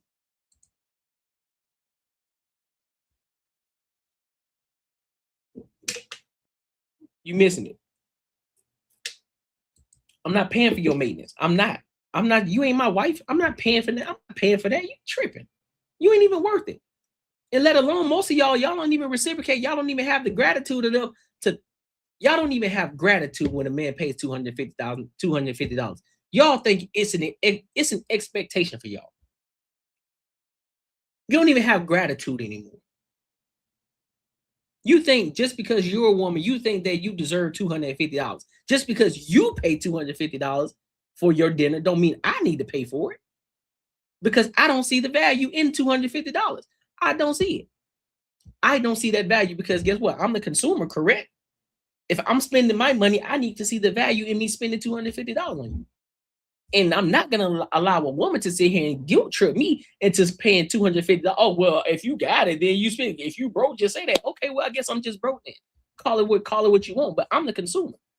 You're the one begging. You're the one begging for me to pay $250. Make it make sense. A denominator. So what does success look like in a relationship? Like, what is honestly for a woman to be successful? what would you guys say that she has to do and needs to happen?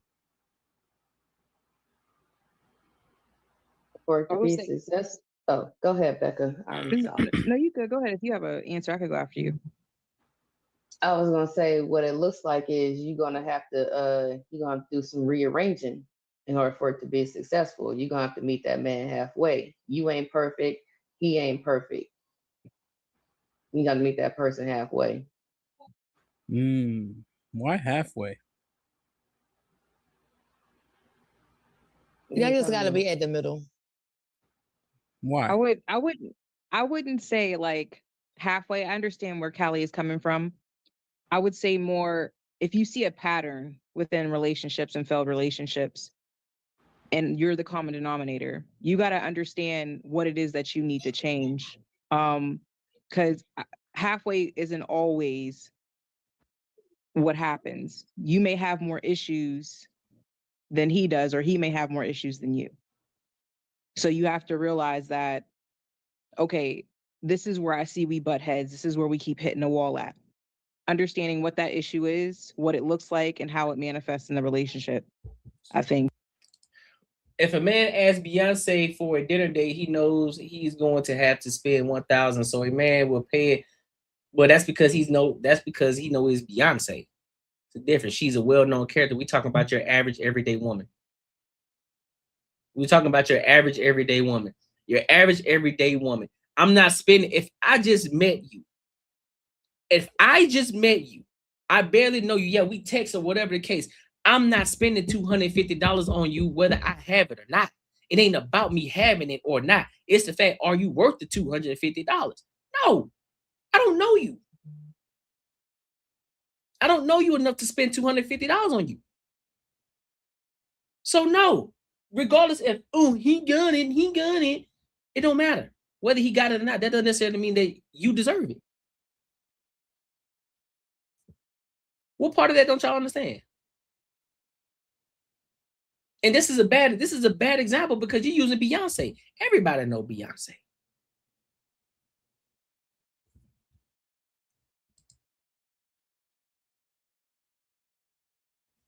You tripping. I don't care about your what you call it? Your not values, what's the word? Your expectations. Or what you value yourself. Oh, I'm too valuable to go on a coffee date. Man, get out of my face.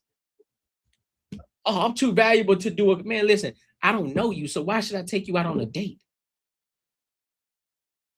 That's the next step after the first actual meetup. When we get to sit up and kick it, I get to talk to you. We don't have any distractions. I get to look at you in real time and have a conversation with you.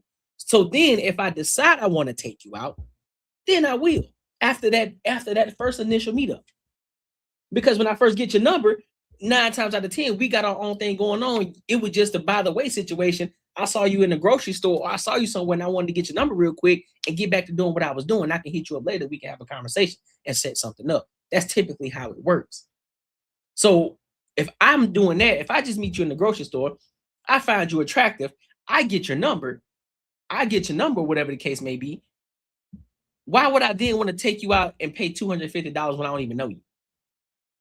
Make that make sense to me.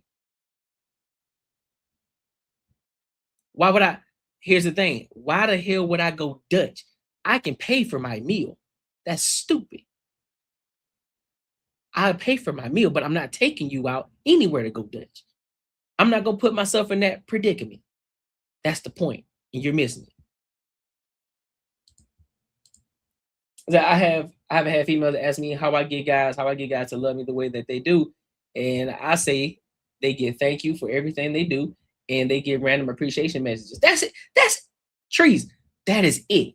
Men aren't asking for anything in monetary value back. Men aren't asking for anything that's tangible. They aren't asking for that. They just want gratitude and appreciation. Hey, I really appreciate you taking the time out to take me out on this date. I really appreciate that. You know, I don't think a lot of men get their appreciation. So I thank you for that because you didn't have to do it. That goes a long way for a guy. A guy who isn't about, oh, just give me. That's all he wants. Appreciation and gratitude. Thank you so much. I appreciate you for taking me out on this dinner. I think I had a great time. I had a wonderful time. Thank you.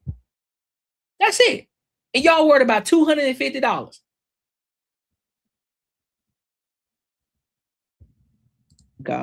Is more the focus and not necessarily just halfway, because halfway might not actually complete the whole facts situation, I would say. Well, what you think, Yeah, Becca?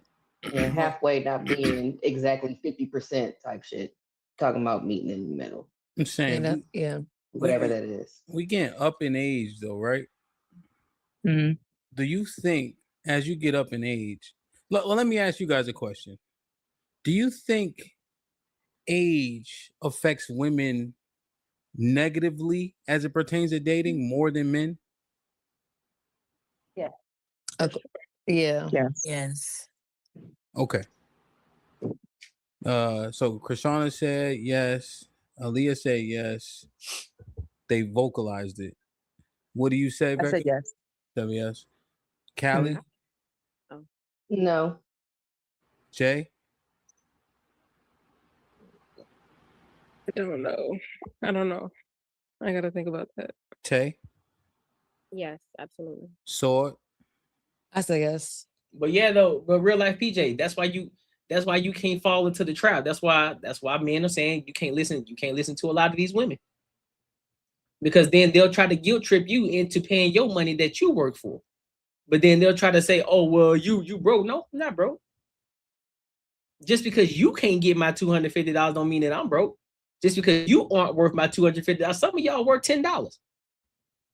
If you want me to have a real conversation with you, some of y'all ain't worth $250. Some of y'all worth $10. Some of y'all only worth a medium fry at McDonald's, and if that, you ain't even worth the Chick-fil-A fries. If you want me to keep it a P with you, you want me to keep it 100 with you. Some of y'all only worth the bag of chips at the gas station. That's all you're worth. Can have a whole stack in my pocket right now, and you still only worth $5. Since we're gonna have a real conversation, you can't sit up here and tell the consumer what they are, because they don't look at you as valuable. Just as if I use the wholesale real estate as an example. How are you as the seller gonna tell me that I'm broke because I don't want to pay your $500,000? No, your house just ain't worth $500,000 based off of the comps that I had ran on another house that looked exactly like yours. It ain't the same. And just how Moni tried to use the Beyonce, well, guess what? Y'all ain't Beyonce. So of course, a man who understands that he's going with Beyonce, he understands the caliber of woman that she is. So therefore, you're gonna have to come correct. Don't nobody know you. Nobody knows you. What significance do you have to make me say you are worth my $250? No, you worth $5. You worth $5, if that. You're gonna have to prove to me that you're worth $250. If you want to keep it G. Because all of y'all aren't as dope as y'all think y'all are. Some of y'all are the frogs. Some of y'all are the frogs. And then on top of that, some of y'all who are attractive, then you get your then when we actually talk, you have a conversation with you, we realize you dumb as a box of rocks. And then you get ghosted. And then you go and do your think pieces on TikTok, say, oh, let me tell you, this guy went on this day, he took all this time to talk to me, and then the next thing you know, he ghosted me. Everything was going fine, or at least I thought it was. Everything was going fine. The next thing you know, he just stopped messaging me. He stopped talking to me. He stopped calling me. Yeah, because he realized that you weren't worth it.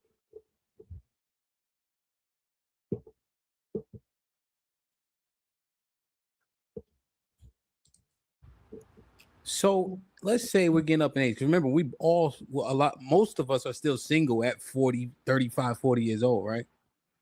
You know? Fact. And oftentimes people are getting more money at that end of the spectrum too, right? Do you think a woman should require of herself to bring more than just meeting in the middle? Do you think that she should bring more than 50%? If most people think that affects women more negatively? Yeah, I think we should stop focusing on the man's growth entirely because it's not our problem.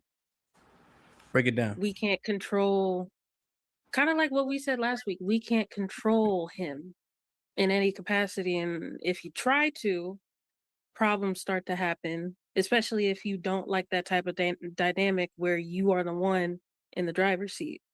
So if you're steady focusing on is he growing with me? Is he improved? You're too busy focused on outside things that you can't control and not spending time actually focusing on you. Because whether he's there or not, you should be growing because you want to grow as a woman. You should be always wanting to improve as a woman to just be a better woman, period. So, question. Should she be wanting to grow as a woman or as a wife? I mean, I think obviously as both, yes.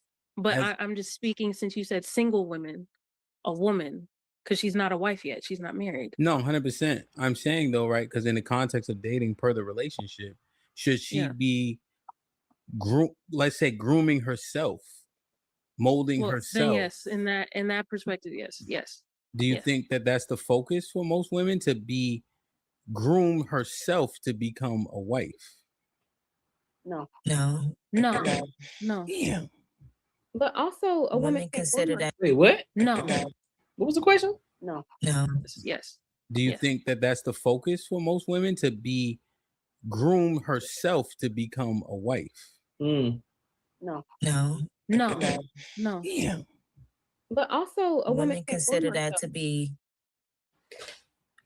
some women consider that to be not some. I think majority of women consider that to be male-centered, grooming yourself to be a wife or a man.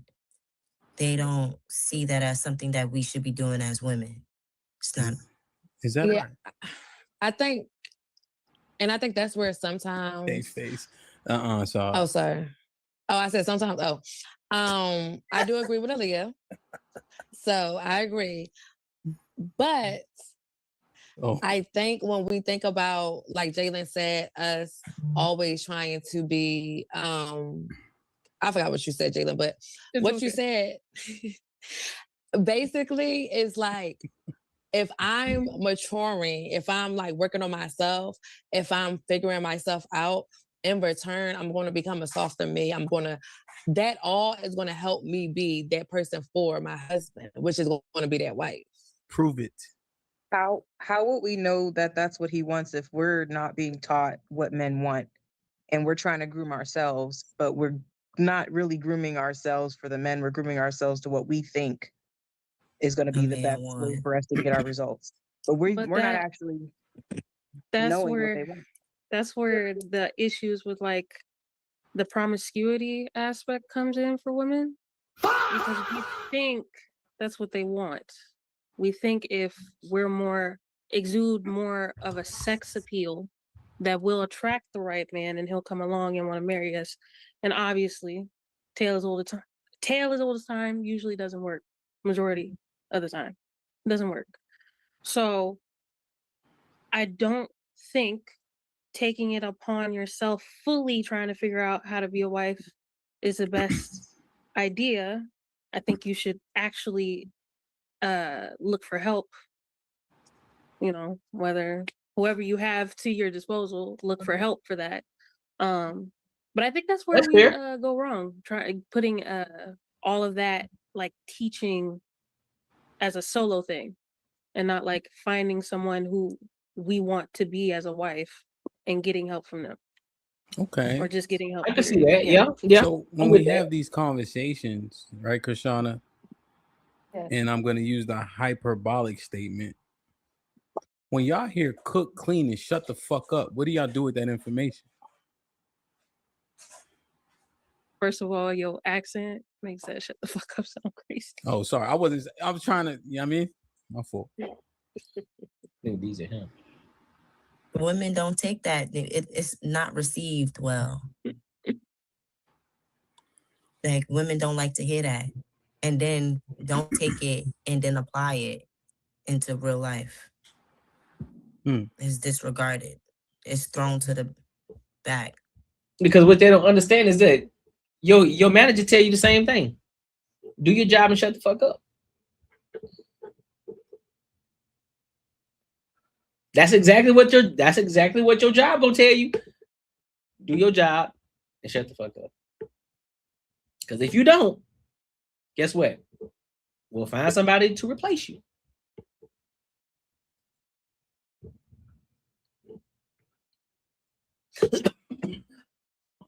Sorry. That's the same thing I had about the conversation about Jaylen Brown. Like, hey, big dog, I hear you, but dude, shut up and dribble. Play ball. This ain't the time to be talking. Be quiet. Do your job. Mm-hmm. Pause. It's not regarded at all. Yeah, pause. What you think, Krishana? When they say cook, clean, and shut the F up, what are most women doing with that information? Well, what Aaliyah said, most women are receiving it. I mean, and it also depends on how you say it, but I get your point with how you're saying it right now on the podcast. Yeah, most women are receiving it well. However, it just depends on. Ladies, understand the difference. Most men aren't gonna tell you right to your face, just cook, clean, and shut the hell up. Most men aren't gonna tell you that. But for the sake of the conversation, for the sake of the Courtnee Edgar Show, for the sake of us reacting to this video, for the sake of just having the conversation overall, that's what they mean. That's typically what they mean. But they aren't gonna tell you that. They aren't gonna tell you that. Simply after you peel the onion back, peel the layers back, it simply just means, hey man, let's not make this harder than what it needs to be. Just make life simple. I come into a relationship happy, you come into the relationship happy. I'm not here to make you whole. You ain't here to make me whole. We should already be whole coming into this relationship. We come together, we make this thing bigger than what it is. We make this thing huge, and we take this relationship to somewhere that's phenomenal and great. That's all it is. Let's not make this relationship hard. We don't need to be arguing about petty stuff. We understand the dynamics of our relationship. We understand that, listen, man, I'm the man, you are the woman, you play your role, I play my role how I'm supposed to play it. And I do it, and I would do it to the best of my ability. And then you fulfill areas where I may be lacking in, and vice versa. It's simple. Why do y'all make relationships so goddamn hard? It's not. It's not. On what you want in life, what's your goal, especially when it comes down to a relationship. A lot of times, from what I have seen, due to the lack of good examples growing up, most women have their picking system messed up a bit. And so therefore, going back to what Jaylen said about the life experiences, trial and error, that's why you have a lot of those things happening where you have more mishaps than successful relationships, because there aren't enough positive examples of what a healthy relationship looks like. And no relationship is perfect. So even with the fairy tale, Prince Charming, I believe that women hope for that, but most women are not going to align themselves to have. That's a poverty mindset, Monty, because guys like ourselves, we don't do Dutch. We're not degenerates. We pay for our meals that we pay for our meals. But how are we gonna go Dutch when we ain't taking you out? And the reason for us to go Dutch if I ain't took you out nowhere. So I'm gonna go Dutch. What I'm gonna go Dutch for? That's about the most degenerate behavior. So you think I'm gonna take you out just to go Dutch? That's stupid. You got to get to that point first. You got to be worth. Are you worth me even take you to the restaurant to even be put in that position? Interesting. Just go Dutch. What the hell I'm gonna go Dutch for? No, we pay for our meals over here. That or sustain that type of relationship. That's my viewpoint on it. Yeah, that's it. That's the entire viewpoint. Sure. Okay, I see what you're saying. I think most women are saying, "Who are you talking to?" Well, so that's the so remember I gave Yeah. you the I gave you the summary of the men's sentiments, right? In hyperbole. Or so you got cook, clean, shut up. You got sex, silence, sandwich, right? These are hyperbolic statements. But what are women doing with this information? Are they doing like what Aaliyah said? Like, yo, Mona, you fuck sound out of like here? a single woman. Yeah. And Yeah, if it's left just like that in the hyperbolic statement, to which that's what we hear majority of the time. Yeah, I'm tossing that shit right over my shoulder. Why? But that's our problem. That's our problem now, I think. Go ahead, Tay. Nah, the problem is how you talking to me. That's the problem. Well, and no, I disagree. So I think that women can't teach themselves how to be wives. Like there are certain things we do learn, right, that are applicable. But I think the men that want them to be their wives should be the ones grooming them because yeah, I think that's how it works. But I don't think we hold ourselves accountable enough to be like open to that possibility of, finding the actual man that we want because it's not going to go how we think it's going to go most of the time. But yeah, I just think it looks different for each woman. Just depends on the man because most likely the woman has to do most of the adjusting, right? More adjusting than we realize. And what I see is that we're just not willing to do it. Yeah. And so the key is he's not saying that to you. It's men giving general information out in the earth. Because remember, there was a statement, was it Jalen that said, they don't know or something to that nature, or they don't know because nobody ever taught them. But then we're having conversations where men are saying these things. And if Aaliyah is true, women are intentionally missing the information. Not listening. Yep. About right. Sounds about right.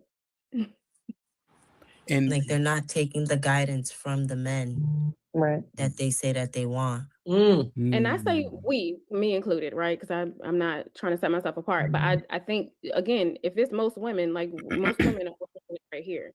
So yeah, for the sake of conversation, we can be like, oh no, I don't do that, but that's not helpful for the next person or the young lady listening who needs this guidance from us.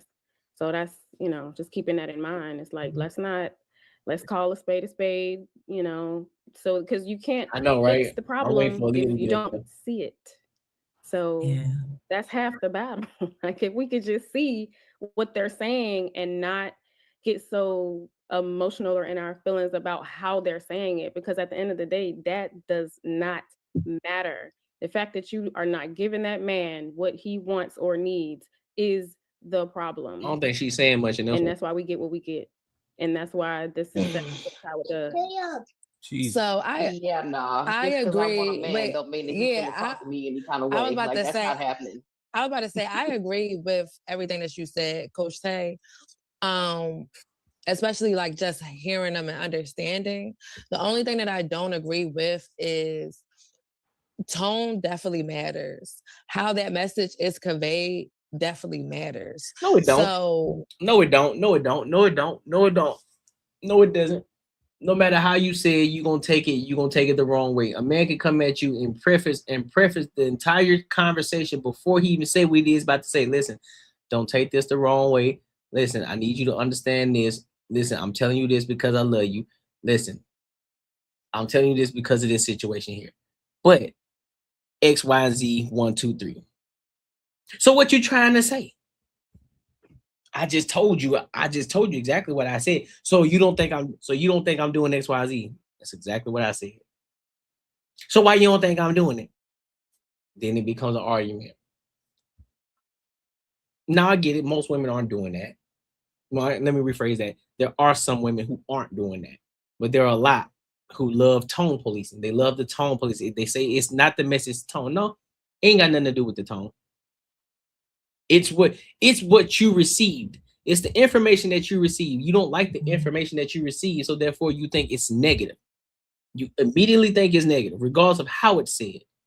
He can say it in the most soft, generous way, and you still gonna take it as a negative. He can tell you, hey man, look, this isn't a negative, but I just noticed this, X, Y, and Z. And you're still gonna take it negatively. You're gonna take it somewhere that it didn't need it to go. Every time. I mean, So a failed. Think about this. So Yeah, it does. Just like he don't want you talking to him no certain kind of way. Riverside, same shit. Remember what we're saying. Just let me clarify once more. Right. These are general statements. You're not even being talked to directly, right? You could overhear this conversation. You can tune into a live panel and hear these people conversing. You see? So you have no reason to be offended by the tone because it's not being directed at you. However, you can discern the information and comprehend the information. Are you saying that even though they're not talking to you any kind of way, you can discern the information, you ignore it because you don't like the delivery? No, I think yes. No. Yeah. Yes. That's No. what she's saying. Wow. No, Yeah, I'm not talking. I'm going to I'm not dismiss talking it because about of the delivery. I'm not saying that.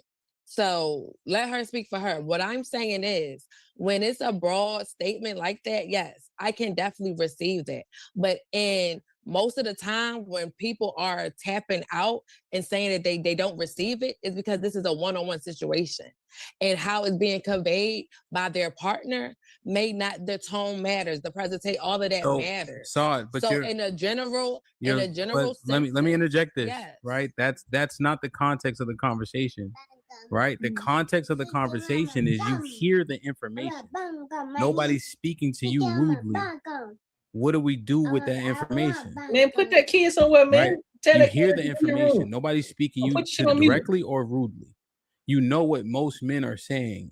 And because you don't like how that information being delivered to a third party, we think that it's applicable to ignore it. It's not applicable to ignore it, but most often after that cook, clean, and shut the fuck up comment also is the comment that says the woman is worth nothing. The woman has not contributed anything. Well, so yes, sometimes the tone and delivery matter. Well, here's what you can't do. Don't start adding things, right? We're talking about exactly what we're talking about. So I was coaching a kid today, right, Saad? And he wanted something. You see? These women don't want to be alone. You want a relationship, so you want to figure out what works, right? Or am I bugging? And I said, you know what? I'm done.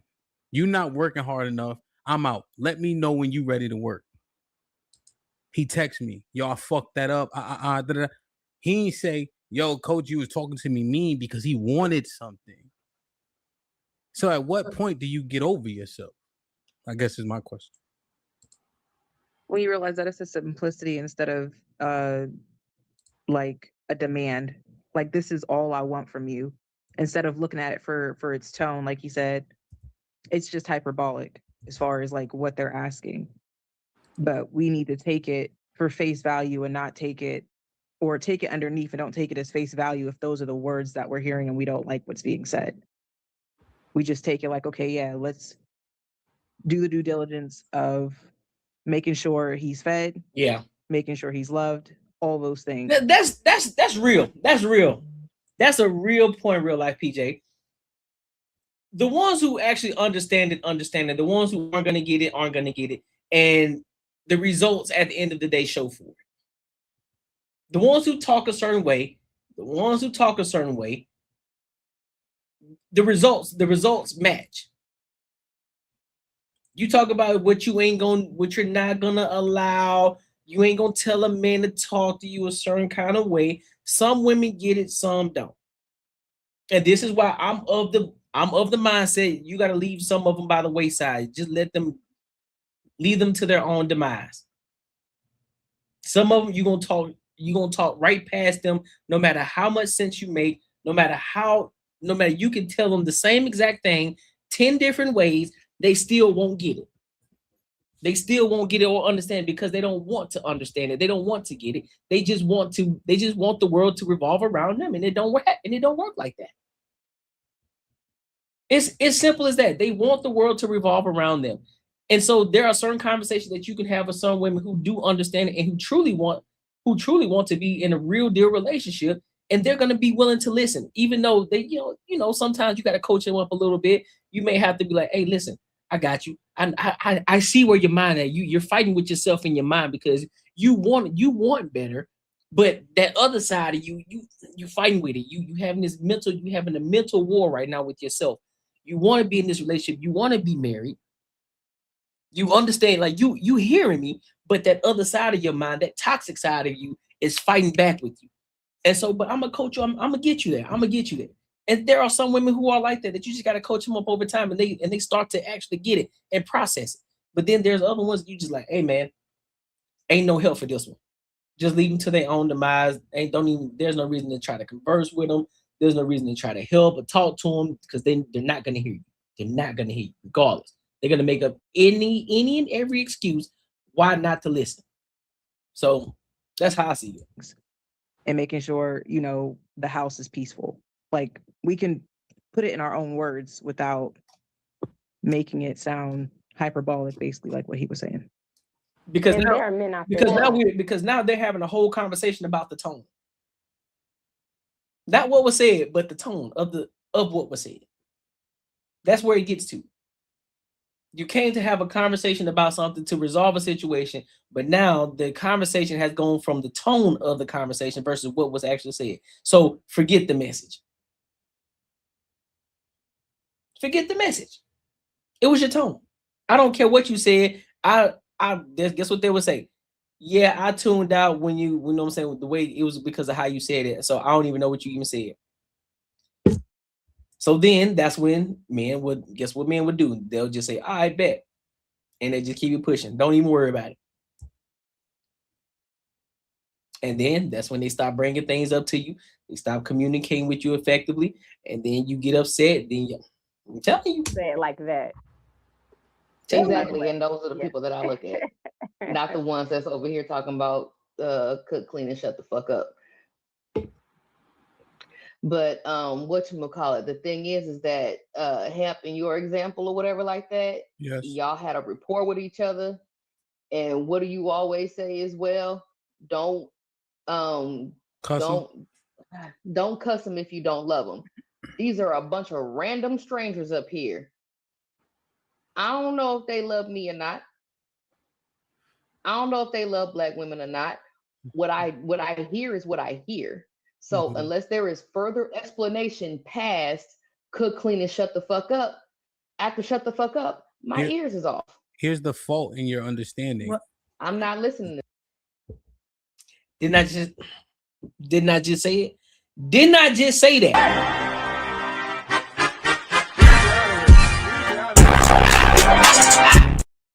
Didn't I just say it? I told you. No matter what's being said, when they hear a certain tone, guess what? All logic goes out the window. They don't hear nothing else. They hear nothing else. Never fails. No, but here's the fault in your understanding based on the context of our conversation. You aren't him. You are the kid behind me hearing me talk to him.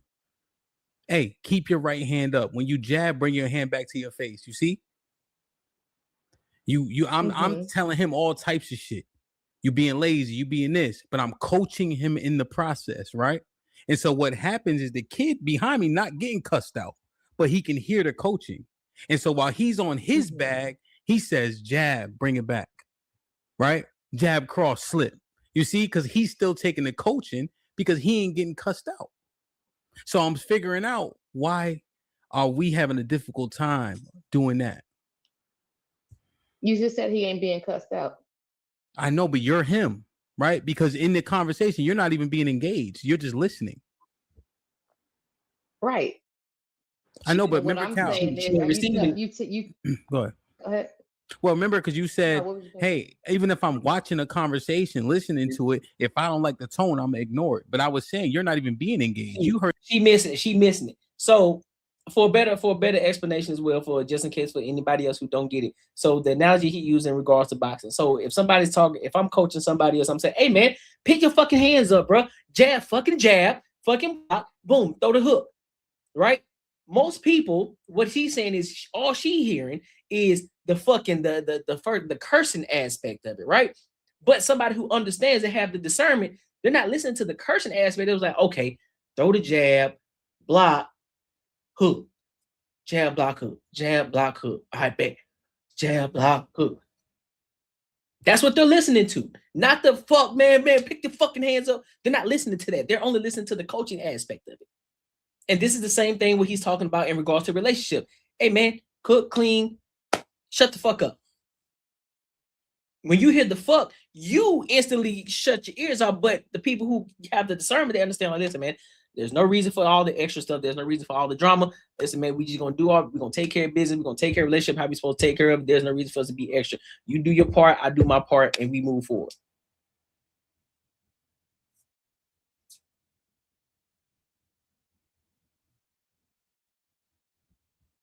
This conversation happened numerous of times without you being involved. So you're the kid at the other heavy bag saying, oh shit, let me do this, right? Because that works. But you saying y'all can't do that because you don't like how he talking to her.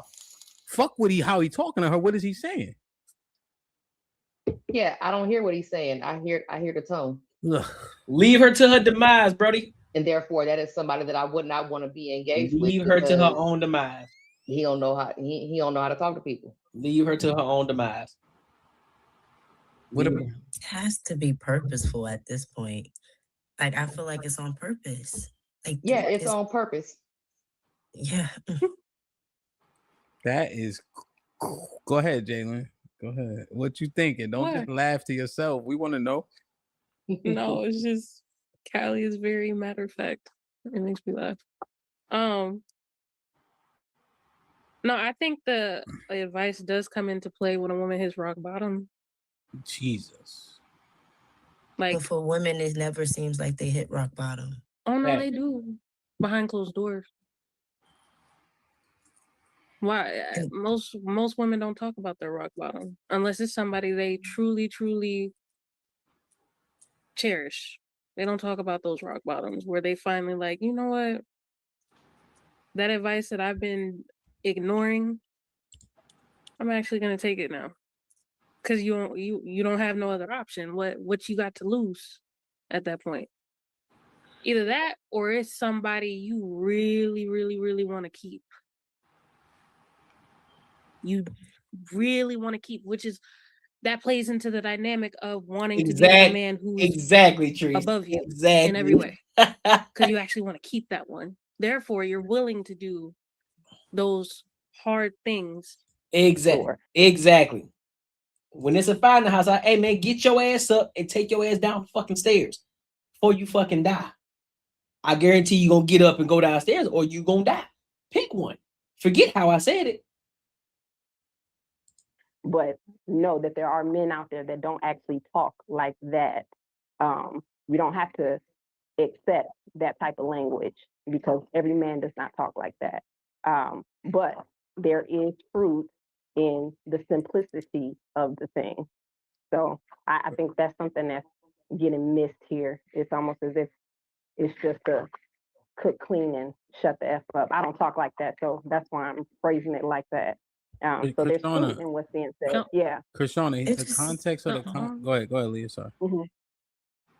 No, it just seems like we receive the information as if they're the enemy. Like we're not even as if they're like they're the enemy telling us something, which is why we don't want to receive it.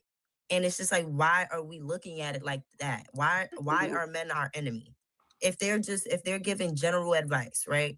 And this is something that we want to achieve. Why don't we see it how Coach Tay said it? Like they putting us on game. They trying to put us on. Why do we see it as, oh, I'm disregarding that. Like I'm not taking in this information. I'm not gonna apply it. I'm gonna just disregard it because it doesn't matter. It's because of what it makes us feel like. It's because of what it makes us feel like that. That's the problem, I think, sometimes. Number one, they say that we the ops. That's a good point, Becca. Number two is because they're not talking to us. Remember? Who said you the ops? They not. Whoever it is I'm talking about. She don't even know. They're not talking to us. Number one, we remember we listening. They're not talking to us. They're not trying to put us up on game about anything. They're not even talking to us. What are you talking about, Callie? If you are listening in on a conversation, you can take whatever information out of that conversation that pertains to you. Hey, come on, that's disingenuous, right? I never seen a losing ass nigga tell you what he is ain't gonna listen to. A bunch of losing ass people talking about I don't like how you said it, nigga. You losing. I can't believe the audacity. It's almost like fucking caucasity, like some shit white people would do. Like it's crazy that we losing and we talking about I don't like how you said it. That shit is diabolical. Yeah, tone matters though. Yeah, No, I agree. Except for when I'm fucking losing. It matters. Listen, the tone matters at times. Let's be honest. Let's have a real conversation. The tone matters at times. But then there are other situations like Ham is about to lay out. When you losing, fuck the tone. When you're losing in life, when you aren't making the money that you're supposed to be making, when you aren't getting to a bag like you're supposed to, when you aren't getting a relationship, you keep failing in your relationships, and your life is not going where you thought your life is not going where it needs to go, and your shit is going in the dumps. Guess what? Fuck the tone at this point. I need solutions. I need answers. Why the fuck am I not getting the things that I want? Tone is irrelevant at this point. For those people who play sports, when you continue to keep losing, guess what? Your coach ain't coddling you no more. Your coach is on your head. Hey man, what the fuck we out here doing, bro? Y'all ain't playing defense. We ain't doing shit. Y'all lollygagging out this bitch. Y'all think shit funny. Y'all out here fucking losing. They go the fuck off. The tone don't matter no more. Fuck the tone. When you're losing in life, when you're losing, everything is going wrong, tone goes out the window. Because now we have to really solve for something. But if we're winning, everything is peachy keen. Everything's straight. We good. You ain't got to worry. Yeah, I can talk to you in the tone like, hey, baby girl. You know what I'm saying? Hey, listen, let's make sure we stay tight up on this situation right here. Everything is Gucci right here. Boom, boom, boom. Everything is cool. But when shit hit the fan, all that shit that you was talking about before, out the window, dog. Fuck the tone. Fuck your feelings at this point. I don't care about your feelings. You losing. No excuses. There is no excuses that come behind that. You losing. No, but what? You losing. Losing. There shouldn't be no excuse. You should shut the fuck up, be quiet, and listen, and take this information that I'm giving you. Because clearly I know what the fuck I would be talking about in whatever situation that it is, because you came to me for the answer. So therefore, it would behoove you to shut the hell up, be the fuck quiet, and take this information that I'm giving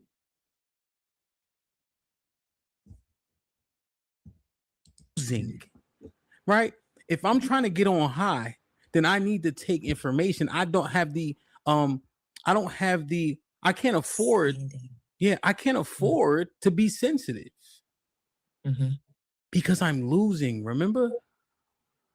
Krishana, what you said is viable, right? I had a stream when it was just me. Caressing Killing M donated $20 through Super Chat. No one said anything about men being our enemy. We just don't want to be disrespected in the name of correction. Yeah, and that's the problem, right? We keep on having a conversation that's not being had. You guys have heard this general information before and you can apply it, but you choose not to when nobody's talking to you any type of way. They may have a conversation with somebody else and you can hear the information. Here's the other thing. The man that you get with is most likely not talking like this, but he agrees with those men.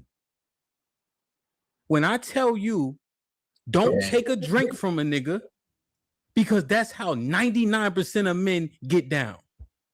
When I tell you he hate every single one of your exes, because that's how 99% of niggas get down. When I tell you no male friends, that's because that's how 99% of niggas really think and get down. Facts. If he want to placate to you, he may say it's okay. He don't fucking mean it. Facts. Right? And so when you get with that man, if I tell you that before you get to him, you should adopt that information. You don't even gotta wait for him. But if I say it rudely, then you don't accept that information. That shit is damn near trifling. It's stupid. The niggadacity. Well, I mean, the niggadacity. The niggadacity. That's exactly what it is. That's what it is. That's why I listen to you and I don't listen to nobody else. But Cal, I know I love you too, That's but I'm the problem. saying, like, outside of me and you, like, you know what I'm saying? Like, I'm saying, why do you think I'm here? no, And Hey, bro, leave her to her demise, bro. Leave her to her own demise. Leave her to her own demise. She's one of them. She don't listen. She don't listen. Everything that he just said, she said, well, that's why I only listen to you, Ham. I don't listen to nobody else. What? If Ham just sit here and told you off the rip that most 99% of people think like this, they may not tell you this. Most of 99% of the men think like this, the way that they're talking, and the information that's being conveyed. You should have taken that and say, you know what? Okay, bet. So now when I talk to another man, I understand the concept. If shit hits the fan and he talks to me a certain way, he don't mean it because he's trying to be rude. He mean it because, listen, he's trying to save our life. Or he trying to get me out of this losing streak that I've been having. She ain't listening. Nah, bro. She ain't listening. Make sure you like, comment, and subscribe for the algorithm. And make sure you hit the bell notification. That's wild work. Listen, if you enjoyed this video, be sure to check out either of these two videos right here. And make sure you share this post with your friends and your family. And they wonder. Leave them to their own demise. Leave them to their own demise, bro. Never fails. It never fails. Shame. But listen, man, let's go to this next topic, man. Let's go to this feminist one. I want to see what this one's about. Then we'll follow up with the how to build the cult brand, and then we'll close it out. Let's go to this one. But you guys are trying to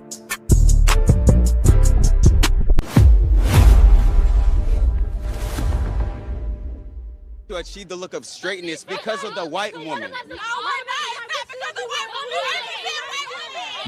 Why the fuck are you trying to back me? Cause I want to wear a fucking wig. Hold on. Okay, you're talking too much. You talk too much. Okay, so ask me the fucking question so I can You fucking talk too much. answer. Your friend talks too much. You talk too much. Ask me the question so I can answer. No, I'm done. You talk too much. You're dismissed. You're dismissed. You're dismissed. Bye.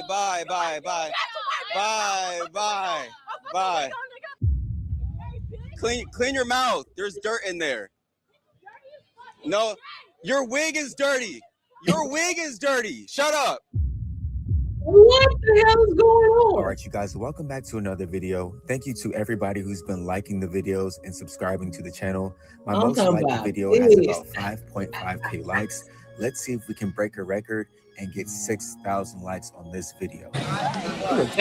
Excuse me, bro. What is your favorite thing about a black woman? Fine as hell, shit, adorable. You know, I like black queens for real, you feel me?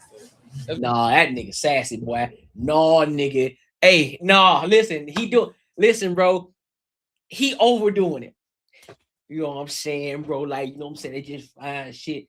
No, fam. Who you trying to fool, bro? Who you trying to fool, fam? Oh, no, as the youngest would say, who you trying to fool, gang? really about it, man. Shit, okay. I ain't gonna cap. Black girls really cheat the most. You said they cheat the most? Yeah, get it from around the fucking black girl. They cheat the most. Don't come no black bitch. They cheat. I don't know, fam. Cheating. What? That's crazy. How did you figure that out, though? Man.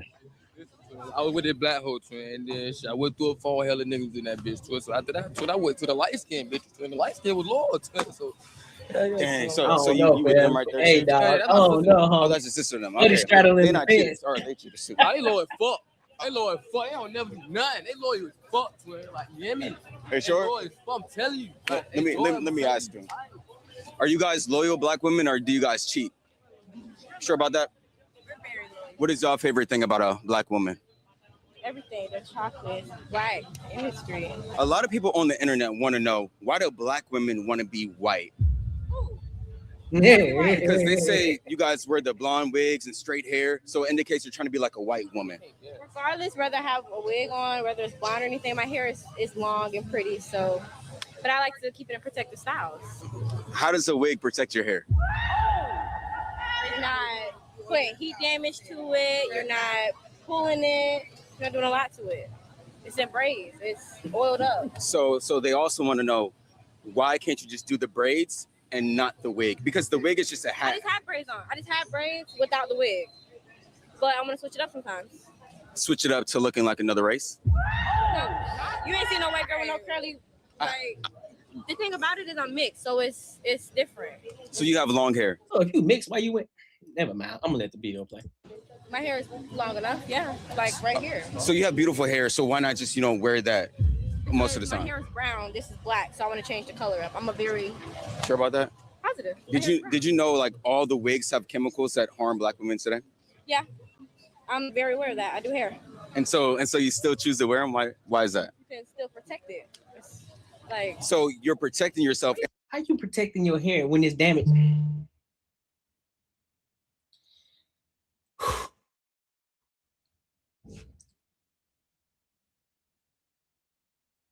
And harming. Wait. How's the rage bait though? But okay, so you say you're protecting yourself, but you're harming yourself at the same time. So doesn't that cancel out the protection? not all wigs have chemicals in it. What kind of chemicals do they have? Heavy metals, they can cause cancer and a lot of like fibroids in your body. So it's a lot of different things like that. So none of that you care about. I didn't say I didn't care about it. Why wouldn't I care about mine? What about you? Said what? Do you trust a black girl? Do I trust? Hey, There's listen. good black women. I'm pretty sure they're trustable, maybe. What about you? What do you think? Same thing. What about you? She's white, so right. I'm black and white. You're not white. She's black and white. But she's black. I gotta be white. Yeah. Okay, I would pass you as black. What do you think? Nah, she's mixed, brother. Let's be clear. Let's be clear about it. Nah, you can't dismiss one side. She mixed. She mixed and she mixed. Do you think black women are trying to be white by wearing like straight hair? Right. So if black women never met the white woman, how would you guys even figure out about straight hair? Wait, how straighten your hair with a hot comb? But black people didn't do that before they met the white person. They did. There's a hot comb before there was the electric hot comb. But that was so after black people met the white woman. They straighten your hair by braiding it and let it straighten out. That's not straight though. Yes, it is. You have to put your hair in some rubber bands and let it expand. That's still curly hair though. Shrinkage. That's like if you blow out your hair's gonna be longer. But that's still not straight hair. It's not straight, but it's straightening your hair, kind of. But I mean, so I'm just saying, before black people met white people, black They women. were already doing that, putting rubber bands in their hair to kind of straighten their hair, to expand their hair. But they weren't doing it for that purpose. And it was like wool or something like that. I think I know what you're talking about. What is the purpose now? What is the purpose now? Yeah. What do you mean by that? Talking about some. What is? You said they were just doing it. It was wool hair, but what's the difference from then and now? So they did that to like trap like moisture in the hair. They didn't do it to achieve a look of So you straightness. said something about wigs. My hair is in braids right now under my wig, and my hair is oil. My scalp is oil. That's protecting my hair with a wig cap on. So there's nothing getting my hair. Just say, listen, man, at this point, just say that you don't think that you look good just with your natural hair. Let's just keep it a buck. Because I know there are women out here in this world who rock their natural hair. And I've seen some women out here rocking their natural hair. And they doing just fine. They're doing just fine. How big old afro puff, hair hanging down, hair just flowing. If you don't think you look good with your natural hair, just say that. Or if you don't think that your natural hair is long enough and you can't do nothing with it, just say that. If you don't think, or you could just sit here and say, listen, man, I actually don't know how to do my hair. So that's why I put these weaves in. I think that would be a more conducive conversation than anything else. Because now you done got to the root of the problem, and now you can actually solve for something. But if you continuously keep going back and forth because I just want to wear my wig, nobody just wants to do something just because they want to do it. There's an underlying issue here. There's an underlying issue always, because if somebody, That's just like saying a person who doesn't take, let's say a guy who's fit, right? A guy who's muscular, right? Let's keep it a buck. Let's keep it a buck. If a guy is fit, he got 6-pack abs, right? He gonna find any and every way to take his shirt off. Y'all know them. Y'all know them types. Y'all know them types. The ones who are actually fit, the ones who work out, they find any and every way to take their shirt off, right? But the ones who aren't as in shape, they don't have them 6-pack abs, and their stomach kind of flowy a little bit. That big got a little jiggle in it. They find every way not to take their shirt off.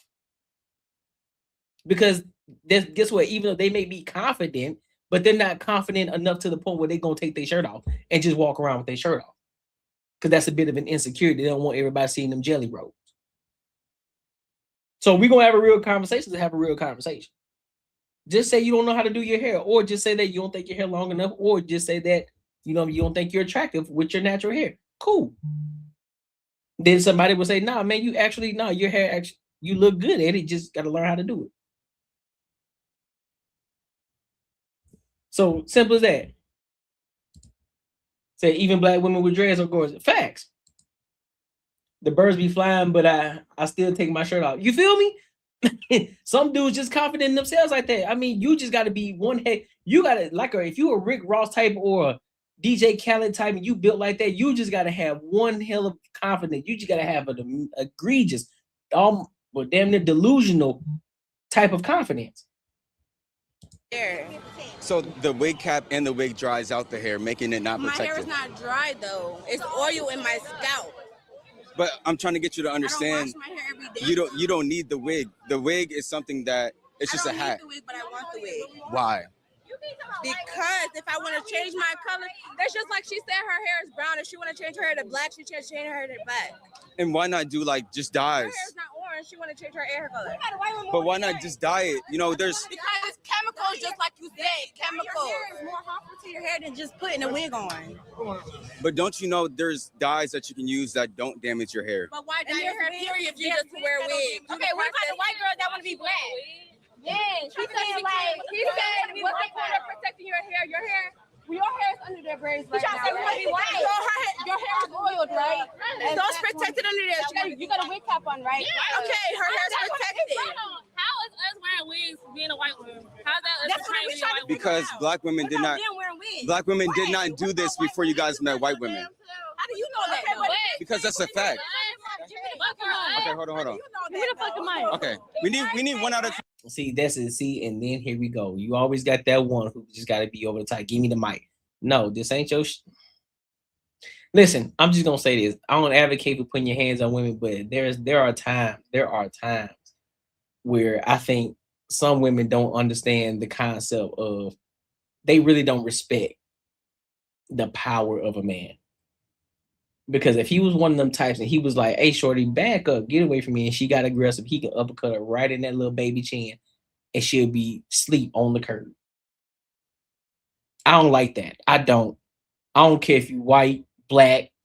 I can't stand when you get overly aggressive women like that, thinking they can just walk up on you like that. Hey, bro, back up, bro. Give me, if I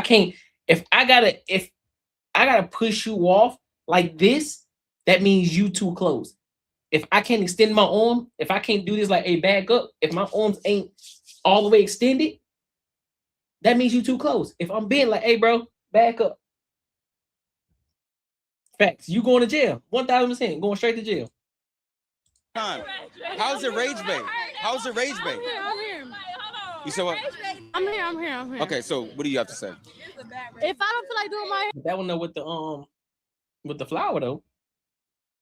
hair and I want to put on a wig, I feel like I can do that. I'm not gonna lie, bro. I feel like if you want to call me whitewashed, if I'm going on a wig because I want to do my hair, then. But why not wear your natural hair though? I wear my natural hair, but if I feel like if it's easier for me to put on a wig and brush my hair out with the white girls, then I can do that. Like With the white girls. Okay, what did you say? Right. Your hair like this, right? You have trouble combing out your hair and brushing out your hair, right? No. You do. You do. Like what the fuck? You see who shames black hair is always black women. It's not nappy, but it's cool. Look at them. Look, they're proving the exact reason why they don't wear their hair out. Coily, and you have to detangle your hair. Because y'all don't say shit when the white girls be wearing weave. Y'all don't be saying shit when the white girls be wearing weave, but y'all always say shit when the black girls wear weave. What's up? Here's a problem. Here's a problem. We understand and know these women have extensions in their hair. We know this. We aren't dumb. But here's the difference. Here's the difference. A lot of these white women who do wear these extensions, it's pretty much the same color and style as their natural hair. They just want to make it longer. They're not going out here getting curly wigs. They're not going out here getting Brazilian bust downs. They're just getting extensions that match the same color as their natural hair to make their hair a little longer so they can put it in a bun or something. That's it. Y'all walking around here with different, all four of them got five different hairstyles. 5 different hairstyles. And you know for sure it ain't theirs.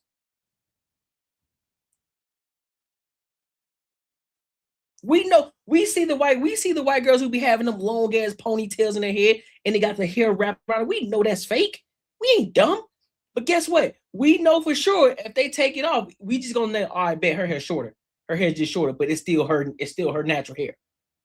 We still see her hair. And we know that's the same type of wig that she got. It matches her natural hair. This ain't matching y'all natural hair. This ain't your natural look. And then you turn right around and you judge it. Well, look, your hair ain't matching. It's nappy. What? What white woman is out here wearing wigs? It's always a white bitch that be wearing weave. What's up with that? Like, y'all always be saying shit when the white girls wear weave. Yep, exactly though. Exactly, real life PJ. And they'll get the same like, shorter. Why you trying to wear all this extra stuff? You know they ain't your hair. You know that ain't how you look. Why are you trying to be like them? Yep, there are some white women like that. Yep. They get deemed. Yep, we talk about them too. If she wanna come over here. Right there. She's Look at them. Y'all always be picking on black girls. I don't like that shit, bro. The white girls be wearing weave. Look at him. Get no hand like, hey man, get off me, bro. Get off me, bro. Get off me, bro. Get off me, bro. Y'all ass off, man. I ain't gonna lie, bro. Y'all always be picking on the black girls when they come Okay, to wear get weave, your but the finger white off me, girls be bro. wearing Get your weave finger too. off me, bro. Y'all don't be picking on them. Get your hand off me, bro. We just want to see. Listen. You want to grab her? You want to try to grab her? If I don't feel like doing my hair right now, I don't feel like doing my hair. Get your finger off me, bro. Get your hand off me. Hold on, real quick. Trying to be colorist. Yeah, she's Mexican. So why don't Wait, if she wants to, I don't agree. That's what I'm saying. Shorty Mexican got all that shit up. I don't agree with it. Take that shit out your head, bro. Take it out your head. It don't matter. Over here. If she wants to come over here, then yeah. Why y'all be acting like black people in Look at Africa it. don't got straight Dog, hair get either? the hand off me, Y'all dog. don't have straight hair. Black Get your women. hand off me, dog. Black people in Africa have blue eyes. Stop trying to use that as a cop Get answer. your hand off That's a me, cop bro. out answer. It's a cop out answer. We talking about straightening hair. There's nothing wrong with wearing your Get your hand off me, dog. Like 5 rubber bands and 1 strand to straighten their hair. Not even straighten it, to expand their hair. Because if you But they didn't do it to try to achieve the look of straightness. Let me talk. That's not rage bait. If you're a black woman, Wait. 1 second. you go get braids in your hair, they're gonna blow out your hair. Okay. But you guys are trying to achieve the look of straightness because of the white woman. No, we're not. It's not because of white women. Bro, can we do one at a time? One at a time. Is it you? Because before black women. Can we do one at a time? Who's speaking? You go a white woman right there. She ain't got no weed in her hair. Here's the thing. Here's the conversation that we're having.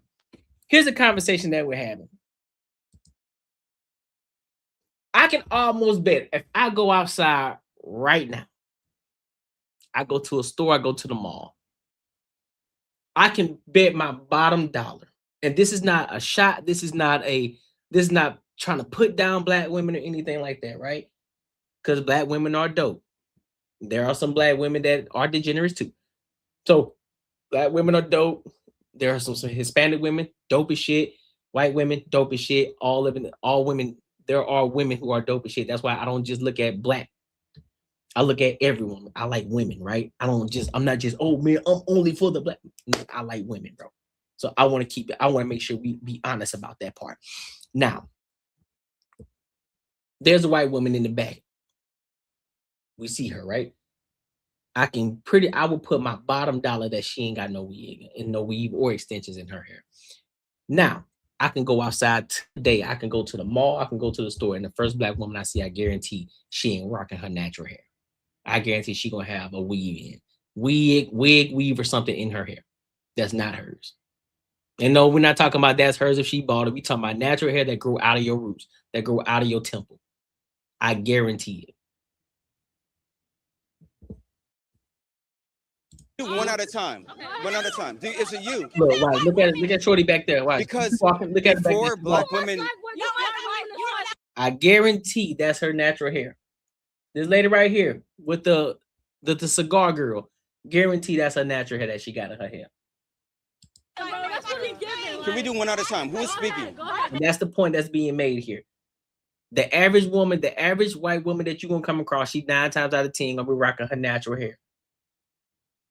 The average black woman that we gonna come across 9 times out of 10 gonna have a weave in her hair. That's the point that he's making. Why aren't you rocking your natural hair? I get it. There are times like, all right, bet you're gonna rock your wig from time to time. Cool, that's straight. But if you're rocking it all the time, you got an issue. I don't understand why you say we're portraying white women because you saying we want straight hair. That's when we wear wigs. Yes. Her wig is curly. My wig is curly. Her wig is curly. Her wig is curly. But we're still portraying white women. I said the straight hair. Why you keep portraying? Okay, so why Wait, hold on. straight hair is white women? Can we let your friend talk? Like white people. Like people in Drunk. Africa don't have straight hair. They I don't. Like yes, they do. No, they don't. And they have blue eyes. Now what, nigga? No, they. Yes, they do. Look. They don't have straight hair. Okay, show me one with straight hair. The Somalis have straight hair, nigga. Hold on. They can make albino babies. I'm drunk, nigga, and I can still say this shit. White people some But black. they want to talk too. Can we let them talk? I have blue eyes, nigga. Now what? Y'all want to just let her talk? Yes, I can talk, nigga. She has blue eyes. You know that? Do you know black people can make albino She babies? has blue eyes. Who? Can I see the mic? Blue eyes. That is fine. Black people in Somalia Wait. have blue eyes. No. And they have Ma'am. straight hair. Can we let them talk though? They can talk. But you're talking. Ma'am. Because you try to sit up here and like black people don't come in all shapes and sizes. They do. So for you to sit up there and You're trying to be white. just for having fucking straight hair. You're trying to be white. People have straight hair and they have white wig and have whatever the fuck. Well, they got your boy Deshae Forrest. White people ain't have the same shit. They got Deshae now. Look at them. They done pull their phone out. They can say F that conversation. Dang. And look, she tried to look. Listen, bro. I would have said cut the camera off. I ain't gonna lie to him. Like, hey man, you gotta get up out my face, dog. Stop walking towards me, dog. You don't say shit about that. Oh, they say frost. You're trying to be white. They have weave and you don't say shit about that. So why the fuck you trying to bash her for that shit? And you not trying to bash her for Ma'am, that you shit? guys are trying to be like white women. No, we're not. Why you keep Yes, you are. Listen. Can I explain it? Why you wearing that shirt? You trying to be like an Asian man? How is this Asian? This is custom. This is custom. I'm ready to talk. I'm drunk, but I'm ready to talk. Can I see the mic? No, okay. Okay, give me the mic. If I don't feel like doing my hair, that's it, nigga. Fuck you talking about, bro. But at the end of the day, I know I'm black. I love my fucking hair. I love my 3B, 4C, whatever the fuck type of hair. Why the fuck you trying to bash me because I want to wear a fucking wig? Hold on. Okay, You're I'm just trying to chill, bro, and you keep on goddamn. Okay, so ask me the fucking question so I can You fucking talk too answer much. it, nigga. Your friend talks too much. You talk too much. Ask me the question so I can answer No, it. I'm done. Because You talk too much. You're dismissed. You're dismissed. You're dismissed. What the fuck you talking about? Man, boy, he got more patience than me. Boy, you got more patience than I do for sure. Bye.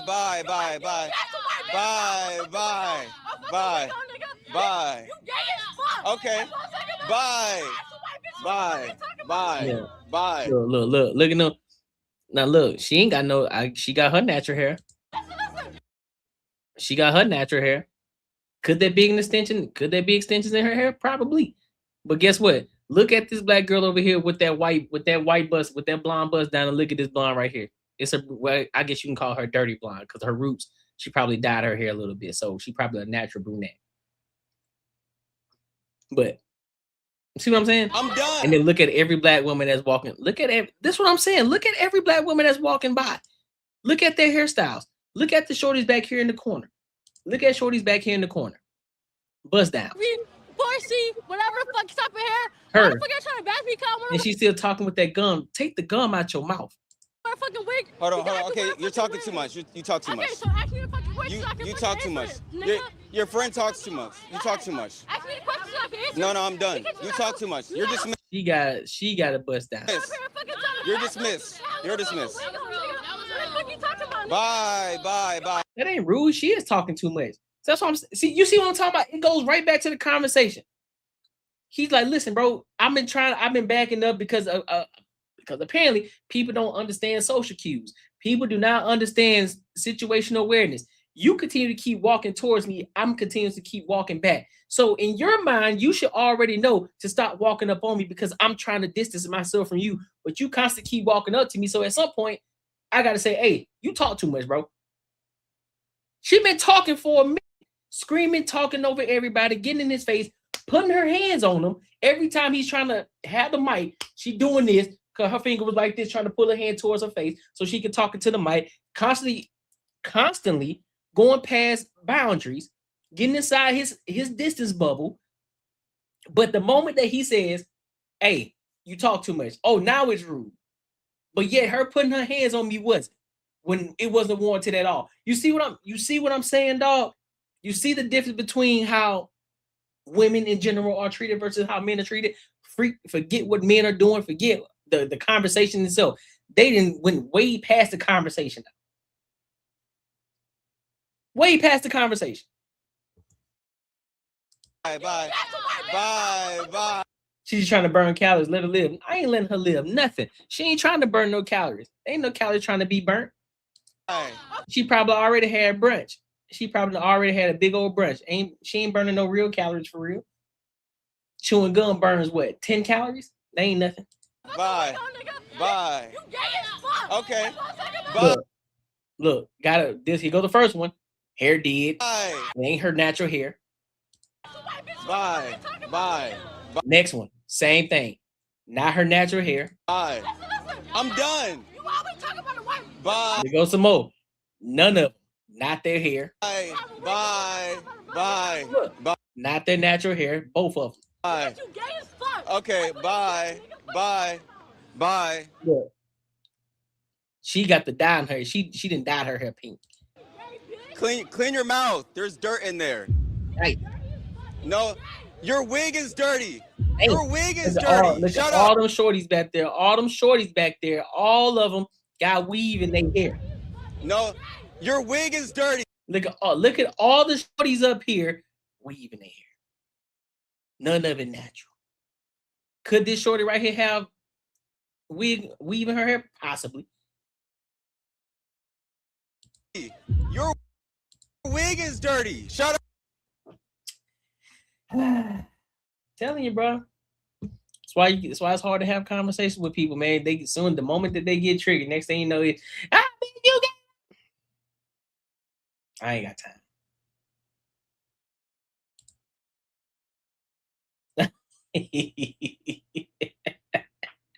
Facts, bro. That's what I'm saying, bro. It's just exposing, right? Because of course, you're gonna have the pro-black people. They're gonna be like, well, you're exploiting with. No, they're not. That's his content. That's the content he's making. He's asking them a simple question because the actual conversation can be conducive, but because they get to a point of ad hominem attacks, they get triggered. Now it goes beyond the point of let's have a real conversation as to why you're putting it in your head, because you say he starts the conversation with this. What makes black women great? This is your opportunity to really put it out there, like, oh, this is why, boom, boom, boom, this is why. And half of them can't even explain that. Well, just because I'm chocolate and we're just great. Okay, how? And he's not saying that they're right or wrong. He just wants you to explain why. Okay, bet. So why is it that if y'all so great, so why is it that you try to portray a different race by wearing certain type of weaves? Well, it's because it's a protection. Well, braids are a protective hairstyle, not the weave itself. And also the weave contains chemicals that can actually damage and hurt your hair, that can cause cancer too. Well, I'm a hairstylist, so I know that. Okay, so if you're a hairstylist and you know that, then you should be advocating for women getting their natural hair done and doing natural hairstyles to protect their hair and ways to prevent damaging their hair versus putting weave in their hair. Correct? Well, it's because I just want to do it. Okay, but you said that you're a hairstylist, and you said if you're a hairstylist, you should know this. You should know this information. You should be advocating for not wearing weave, and yet alone you are a hairstylist and you're wearing weave in your hair right now. But it's a protective hairstyle. How? After you just agree with me that your braids is a protective hairstyle. How? Because your hair is oiled. Great. Your hair is oiled up. That's a phenomenal thing. Okay. Bet. Well, rock your braids then. Rock your natural braids. You can still style it up. You can still get your little baby hairs and do all that, whatever you got to do. But you ain't got that hang time? What's going on? You see what I'm saying? Like, I don't understand it, bro. I don't understand it. But make sure you like, comment, and subscribe for the algorithm. Make sure y'all hit the bell notification. Listen, if you enjoyed this video, be sure to check out either of these two videos right here. And make sure you share this post with your friends and your family. Makes no sense to me, dog. Makes no sense to me at all. All right, so what? So let's go to this last topic. Oh, my bad. Let me read the super chat real quick. My bad. Read the super chat. Yeah, you right, man. Making money is me, man. 10 years, man, you're gonna have matching Benzes. 10 years? Nigga, more like 10 days, man. 10 days.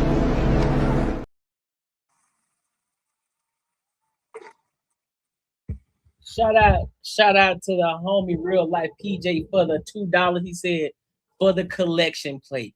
Hey, homie, I appreciate you for showing love. I appreciate you for showing love, big dog. Also, man, make sure y'all go and tap into the Patreon as well. I do have some videos up if you want to learn how to go from 0 to 1,000. Definitely tap into the Patreon. I did post that in the comment section as well. I pinned it in the comment section, and it's also in the description of all my latest uploads and my live stream uploads as well. So definitely tap in. We're gonna be doing a lot of things. There's a lot of videos that I got coming on the way. There's actually some things I'm working on right now for the Patreon too.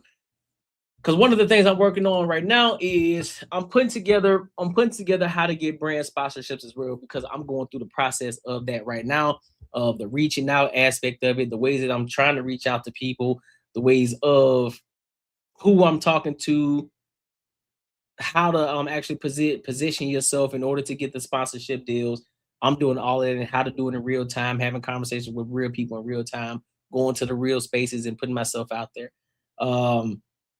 And then on top of that, what else I got? What else I got coming? Let's see, brand sponsorships. And then of course, once we hit the 5K subscribers milestone, I'll create another video for that.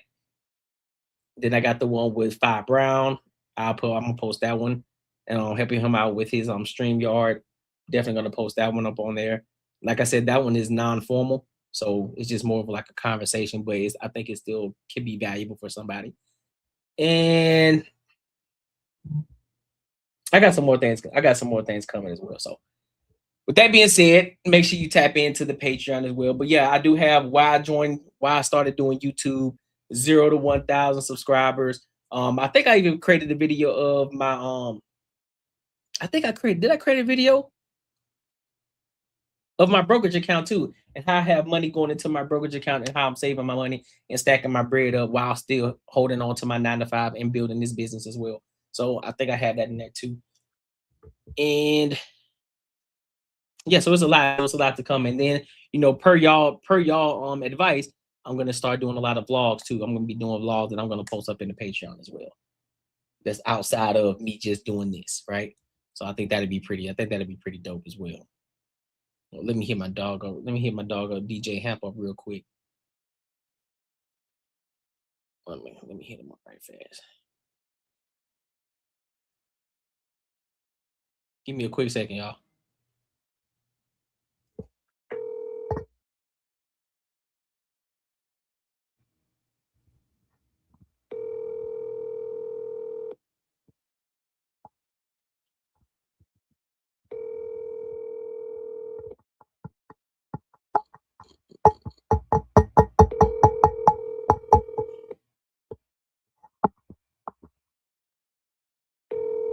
That's one thing about my dog DJ Ham, boy. That boy stay busy.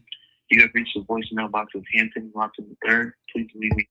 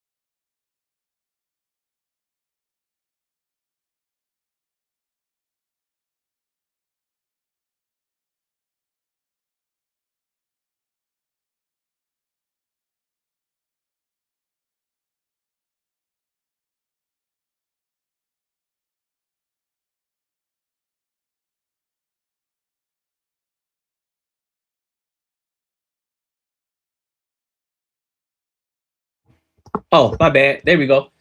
But now, what I was saying earlier, though, I was sending the voice message, and I was saying, real life, PJ, I appreciate you for the super chat, dog.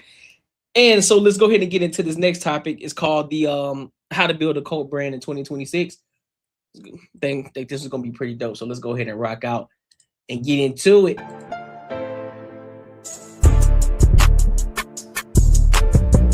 Most valuable asset you can build for your business is an obsession-worthy brand full of cult-like fans. The type of fans that defend you in the comments, recommend you to everyone, and buy every single product you drop. The question is, how do you actually build that? Most people think it's luck or timing or massive budgets that create cult brands. But I've studied. Before we get into it, I want to pose a question to the chat. What do y'all think it actually takes to build a brand? What does brand mean to you? What do you think that is?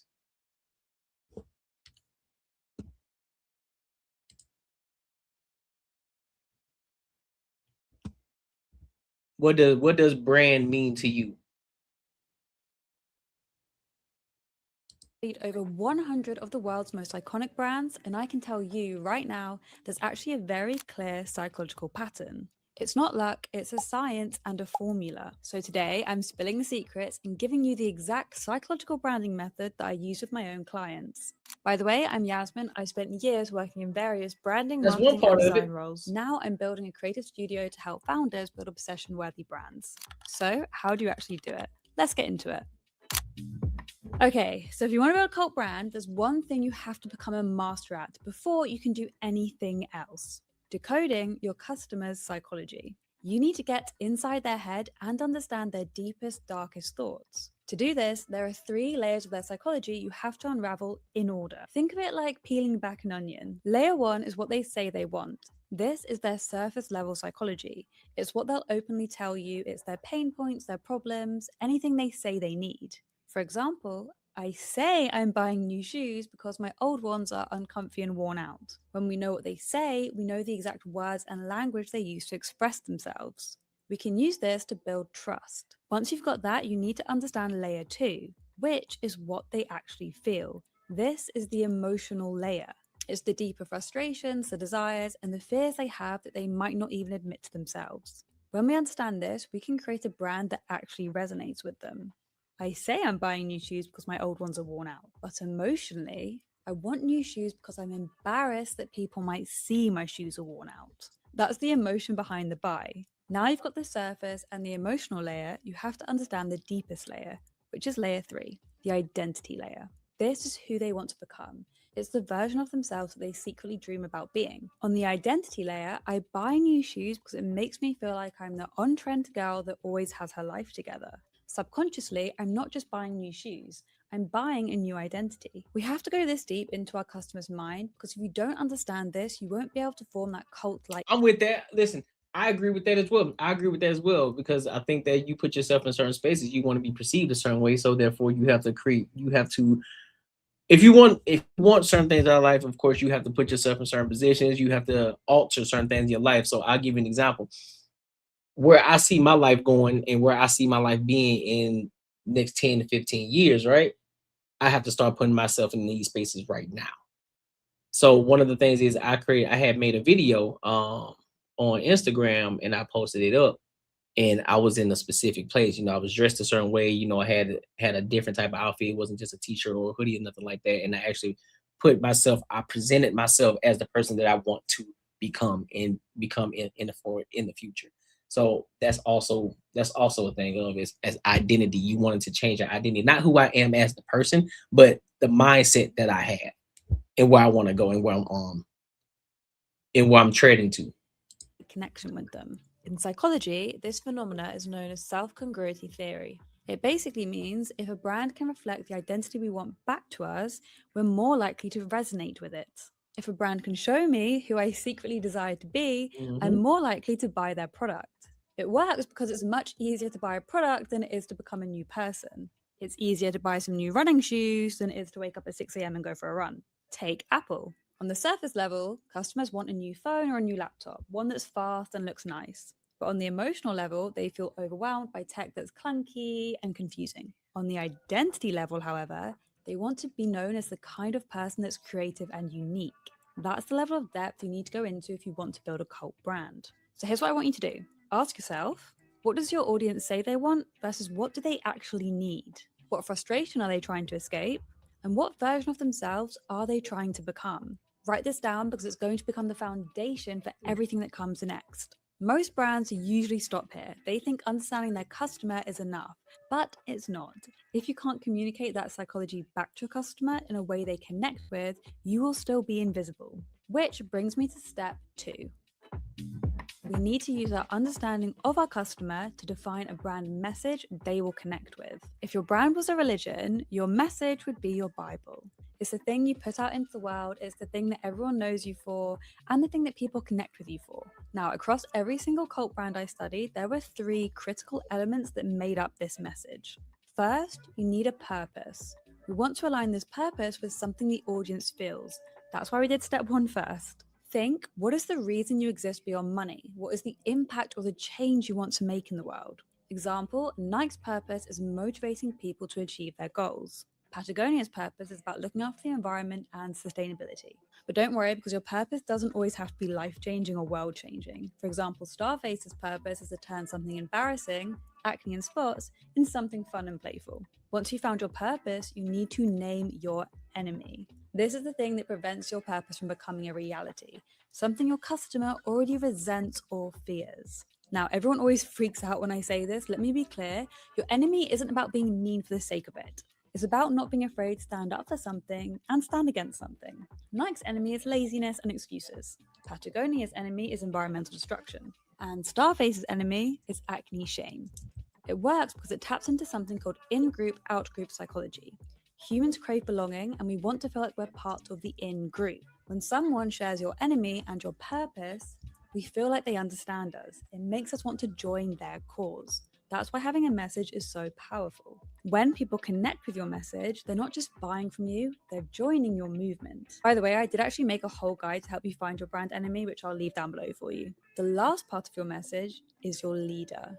Because what good is a message if there's nobody to deliver it? Yep. Your leader is the credible character or characters that embody your purpose and fight your enemy. Apple had Steve Jobs, Nike had Michael Jordan, and Duolingo has Joe the Owl. Your leader can be you as the founder. It could be a select group of influencers or celebrities.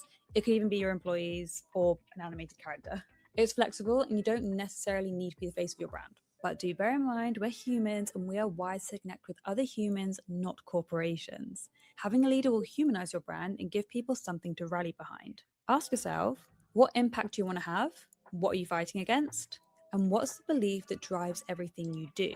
Once you have your purpose, your enemy, and your leader, you have your message. And this will become the filter for every single decision. At every step of the way. And that's exactly why I created the ENG community, the Earn Not Given.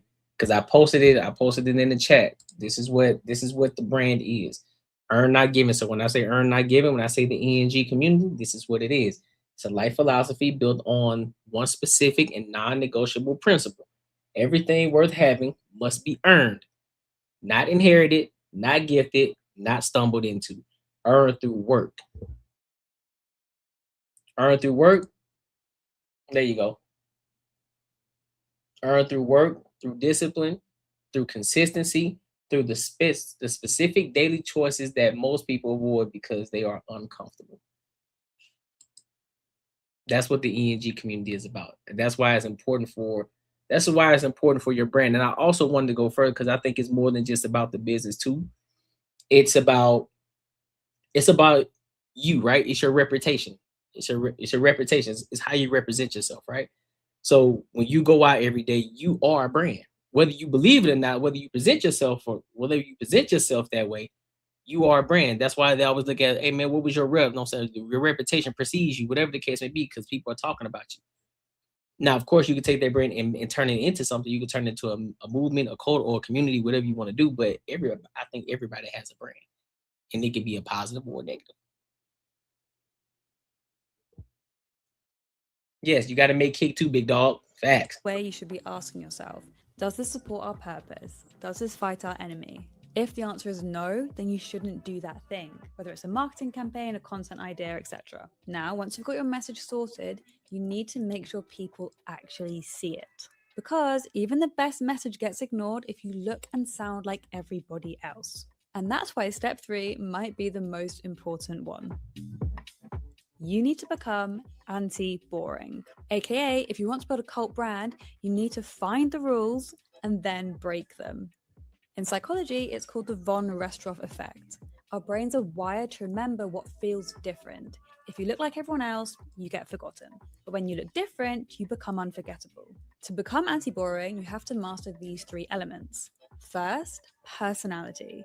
This is how your brand feels and sounds. Your personality has to do 2 things at once. It needs to feel like exactly what your audience is looking for. If your audience needs a friend, you should sound and feel relatable. If your audience is looking for aspiration, you should sound and feel aspirational. Second, your personality needs to feel unique. Find the unwalked paths and the places no one in your niche is playing in. Alternative milk brand Oatly nailed this. They turned a very boring space into something quite fun and comedic. Their tone is fun, weird, and completely different from the other corporate dairy brands. Dollar Shave Club also did the same thing. Unlike all the clinical and safe brands, they were real, funny, raw. But my favorite brand doing this at the moment is a cereal brand called Surreal. They're not trying to sound like a healthy breakfast brand. Instead, they're leaning into memes and internet culture. And it just works.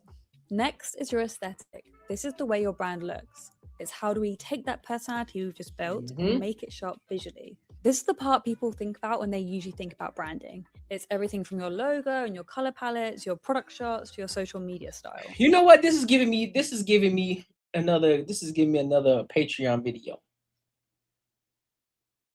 on creating your brand through YouTube and what your brand is, because I know I know a lot of people who talk about getting brands and sponsorships, and they talk about it from a surface level standpoint of it, because again, I'm in the process of doing it, so I haven't even reached the pinnacle of where I'm at, but I think I could talk about it from a point of growing it and building it and getting to that point where I want to be. Prime example, the brand of me painting my wall behind me, right?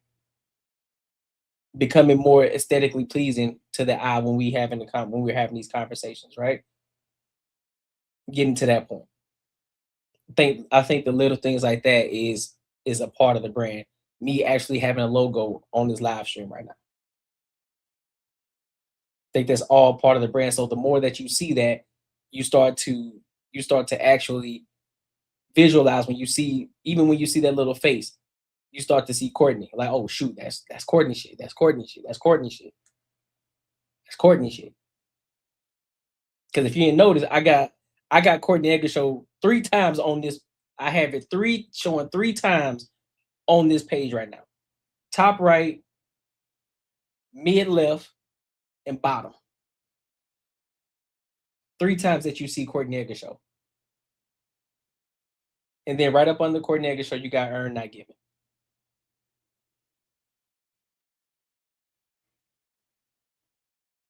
Simple, but yet effective.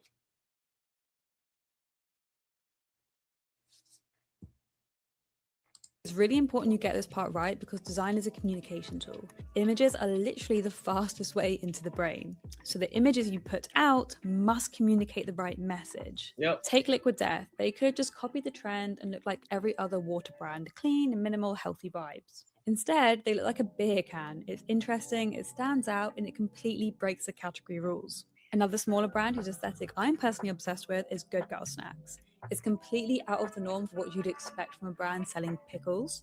It's creative and it really connects with their target audience. Third, signaling.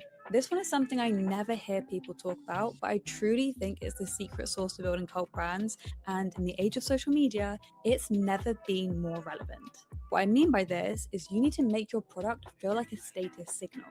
Think of it like a peacock.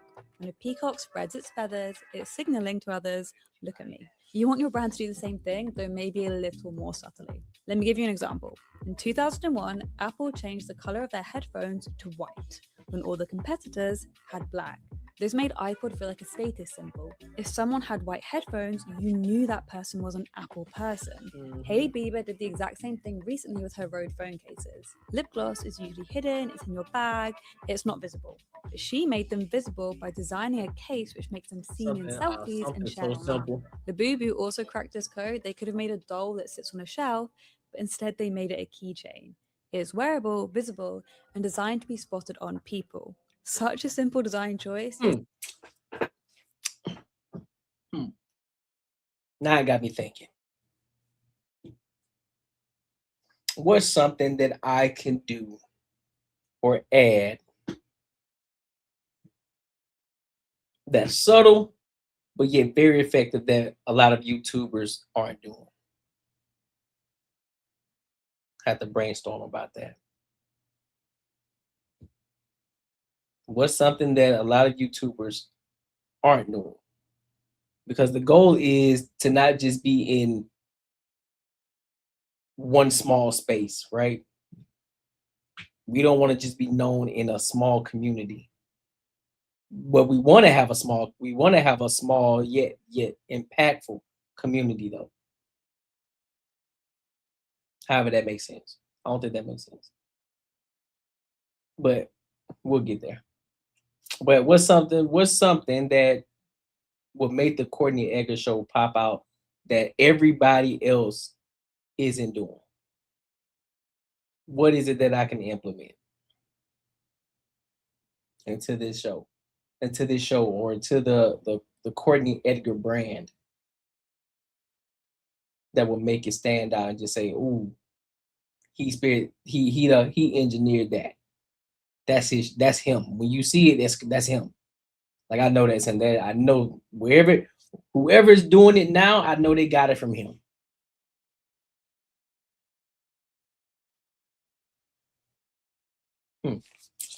Something to think about. Such a crucial feature of their success. So if you can hit all three of these buckets, personality, aesthetic, and signaling, there is no way you will ever be labeled boring again. Ask yourself, what personality will make me connect to my customer? What aesthetic will help me stand out? And how can I make my product feel like a status signal? Okay, so we've decoded your customer psychology, we've built a message they connect with, and now we've made sure they'll actually notice you by being anti-boring. But attention alone isn't enough. The brands that create true obsession go one step further, which brings me to the final piece of the puzzle. The final step is creating a world around your brand that customers can actually belong to. This is where the cult really starts to form.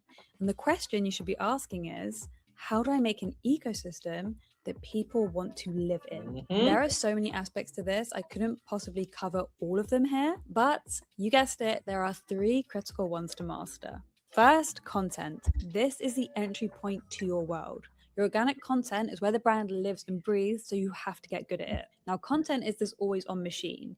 You want to develop a signature style, formats, and a voice that uniquely communicate your brand's message. Right. For example, Gymshark built their entire brand through sharing workout tutorials, athlete spotlights, and transformation stories. La La Land, a cafe in the US, built a cult following through just complimenting people and then sharing it on TikTok. Even unsexy brands like Audi have become iconic online by using funny memes to be self-aware and relatable. Notice how with all three of these examples, it's never just about the product they sell, it's about the world around the product, about the message they're trying to communicate. Second, we have campaigns. Now, unlike content that needs to be constantly running, these are more like specific moments in your world for specific things. We want these to become like your business's lore and mythology. Think of it less like a campaign just to get ROI and more of a moment to be remembered in culture. That's the goal we're aiming for. For example, streetwear brand Cortez did their legendary 99p cargo stunt where they sold designer cargos for 99 pence and people showed up in crowds. This has become part of their mythology and is still talked about today. Another brand who's pretty much built their whole brand around this is Mischief. Their whole brand is built around creating moments that live in culture. It's half cultural commentary, half just weird and absurd. Every campaign acts like a statement that gets people talking. This could also be in relation to an event that's happened. For example, KFC ran this iconic ad apologizing when they ran out of chicken. These campaigns aren't optimizing for conversions, they're optimizing for talkability and moments that live in culture. I'll leave a document with all of these references below so you can go check them out yourself. Finally, to wrap up the world building section, we have experiences. This is especially important to highlight now more than ever because people are craving real life experiences. The obvious example is run clubs. Brands like Nike and Gymshark host them regularly, but they're not just doing it to sell more products. They do it to create a weekly ritual where their community can show up and... You know what? Now that I think about it, that's something Anton doing. But he's created it within the Patreon aspect of it. Bringing you into his world and his Patreon, which is where that ecosystem is created, right? Which is what he always talked about, giving you the medicine inside the candy. He talks about relevant topics, and some, news topics, ties it back to money, ties it all into money and culture. But then the real happening is happening behind the scenes, right? Where he's building that strong community of bag chasers. Behind the scenes, in the Patreon. Real life experiences, right? Talking about things that he's doing when he bought his Lambo, or talking about different things inside the talking about the stock market, right? From his experience and his studies and the things that he's actually doing that you can take in real life and use it in your own life, right? As well as having his Patreon meetups, being able to experience him in real time in real life, but only for the people that's a part of that ecosystem. Connect with each other. It's not about selling, it's about building something. He built that through the content creation aspect of it, and looking at things and talking about things and being able to stand on one side. Well, of course, over time, because of course he was on one side and then he then converted over. But you get the gist.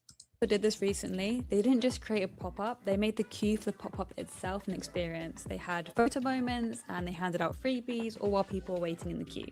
Jackamoose went even bigger this summer by creating an actual beach bar pop-up in Ibiza. I think ultimately, because that was a dope video. Shout out to her making that. I think it was a dope video. And I think when you talk about brands, I'm not going to say there's no right or wrong way to do it, but there's a way that you need to do it in order for you to stand out and to be memorable. Being able to understand that it's not just about the output of it, but it's also about the subconscious too. It's not about the conscious, it's about the subconscious as well. The things that you actually see that you don't realize that you're actually taking into your head, taking into account. You see it so many times. Yeah, you may not be talking about it, but you see it. When you see it, you actually can tie it to something, which is why I mentioned my logo, Courtnee Edgar Show. Mentioned it 3 times on here. I didn't have to say it, right? I didn't have to say it, but you'll remember because you've seen it 3 times subconsciously. You're gonna remember that. So next time, if you see somebody with a logo like this, you're gonna know, hey man, hold on, C had that. That look like the Courtnee Edgar Show logo. Earn not giving. It says it. Earn not giving is self-explanatory. It's easy to remember. ENG. It's easy to remember. Now, how do you break that? How do you break? What is earn not giving? It's in the name. Everything you do in life, you earn it, not giving. Nothing is a handout. And why? And why is it that? Why you chose ENG? Is because it's actually something that I'm doing in real time. I'm building something in real time. Being able to show you how to go from 0 to 1,000. Now that I'm past 1,000, now I'll be able to show you how to go from 1,000 to 5,000. Building it in real time. So now, not only do I have the content to show you how to get there, but you're seeing it also in real life. And so I am actually living the style. I am actually living the brand. Earn, not given. I'm earning everything that I'm giving. I'm earning everything that I have. It's not just being given to me in real time. So that's why when I started doing StreamYard, I wanted y'all to see that was strategic. Could I have went into started my YouTube channel when I started doing reaction videos, right? Could I have started doing live streams without the StreamYard logo on my page? Yeah, absolutely. I could have easily bought the membership, but I didn't want that. I didn't want to do that. I wanted y'all to see the actual growth, letting y'all know, like, listen, you don't have to wait for the perfect time for you to get started. It's about just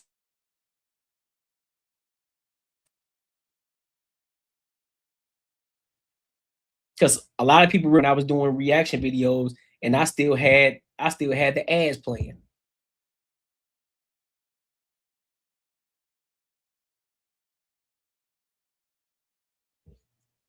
People can remember that.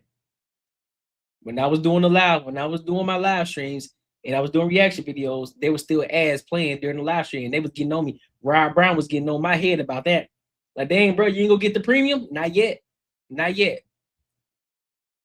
So you're seeing real growth in real time. There was times when people weren't in here commenting in my comments, when I was literally in here just talking to myself. Real time growth. So I'm embarking everything of what earn not given means in real time. So when you say, what does that mean? Well, go look at my platform. That's what that means. But yeah, shout out to her, man. Make sure you like, comment, and subscribe for the algorithm. Make sure you hit the bell notification. And y'all let me know what y'all think, man. What do you think your brand is? What do you think it is that you're representing right now as your brand? Do you have a brand? Or what do you think your brand actually is? Let me know in the comments, all right? Listen, if you enjoyed this video, be sure to check out either of these two videos right here. And make sure you share this post with your friends and your family. Yes, sir. Yes, sir. All right, my good people. Today was dope, man. Today was fire. I appreciate y'all coming to kick it with the homie. It was fire. It was fire. But look, make sure y'all tap into the Patreon if y'all have not. If you're looking to grow your platform, if you're looking to start investing your money the proper way, listen, I learned how to invest my money through other channels as well. And these are the things that I've learned, and I'm helping you guys out as well. What else I got? There will be more vlogs coming as well. I will be posting that in the Patreon. I got a video that I'm going to be doing shortly once this other thing goes through, and I'll be talking about that as well. So I got a lot of things coming, man. A lot of things coming. All right. And also with the uploaded videos, when I do post those uploaded videos, make sure y'all go show love. Make sure y'all hype all the videos. We got to be well known across the board. All right. So with that being said, I appreciate y'all. And until next time, I holla.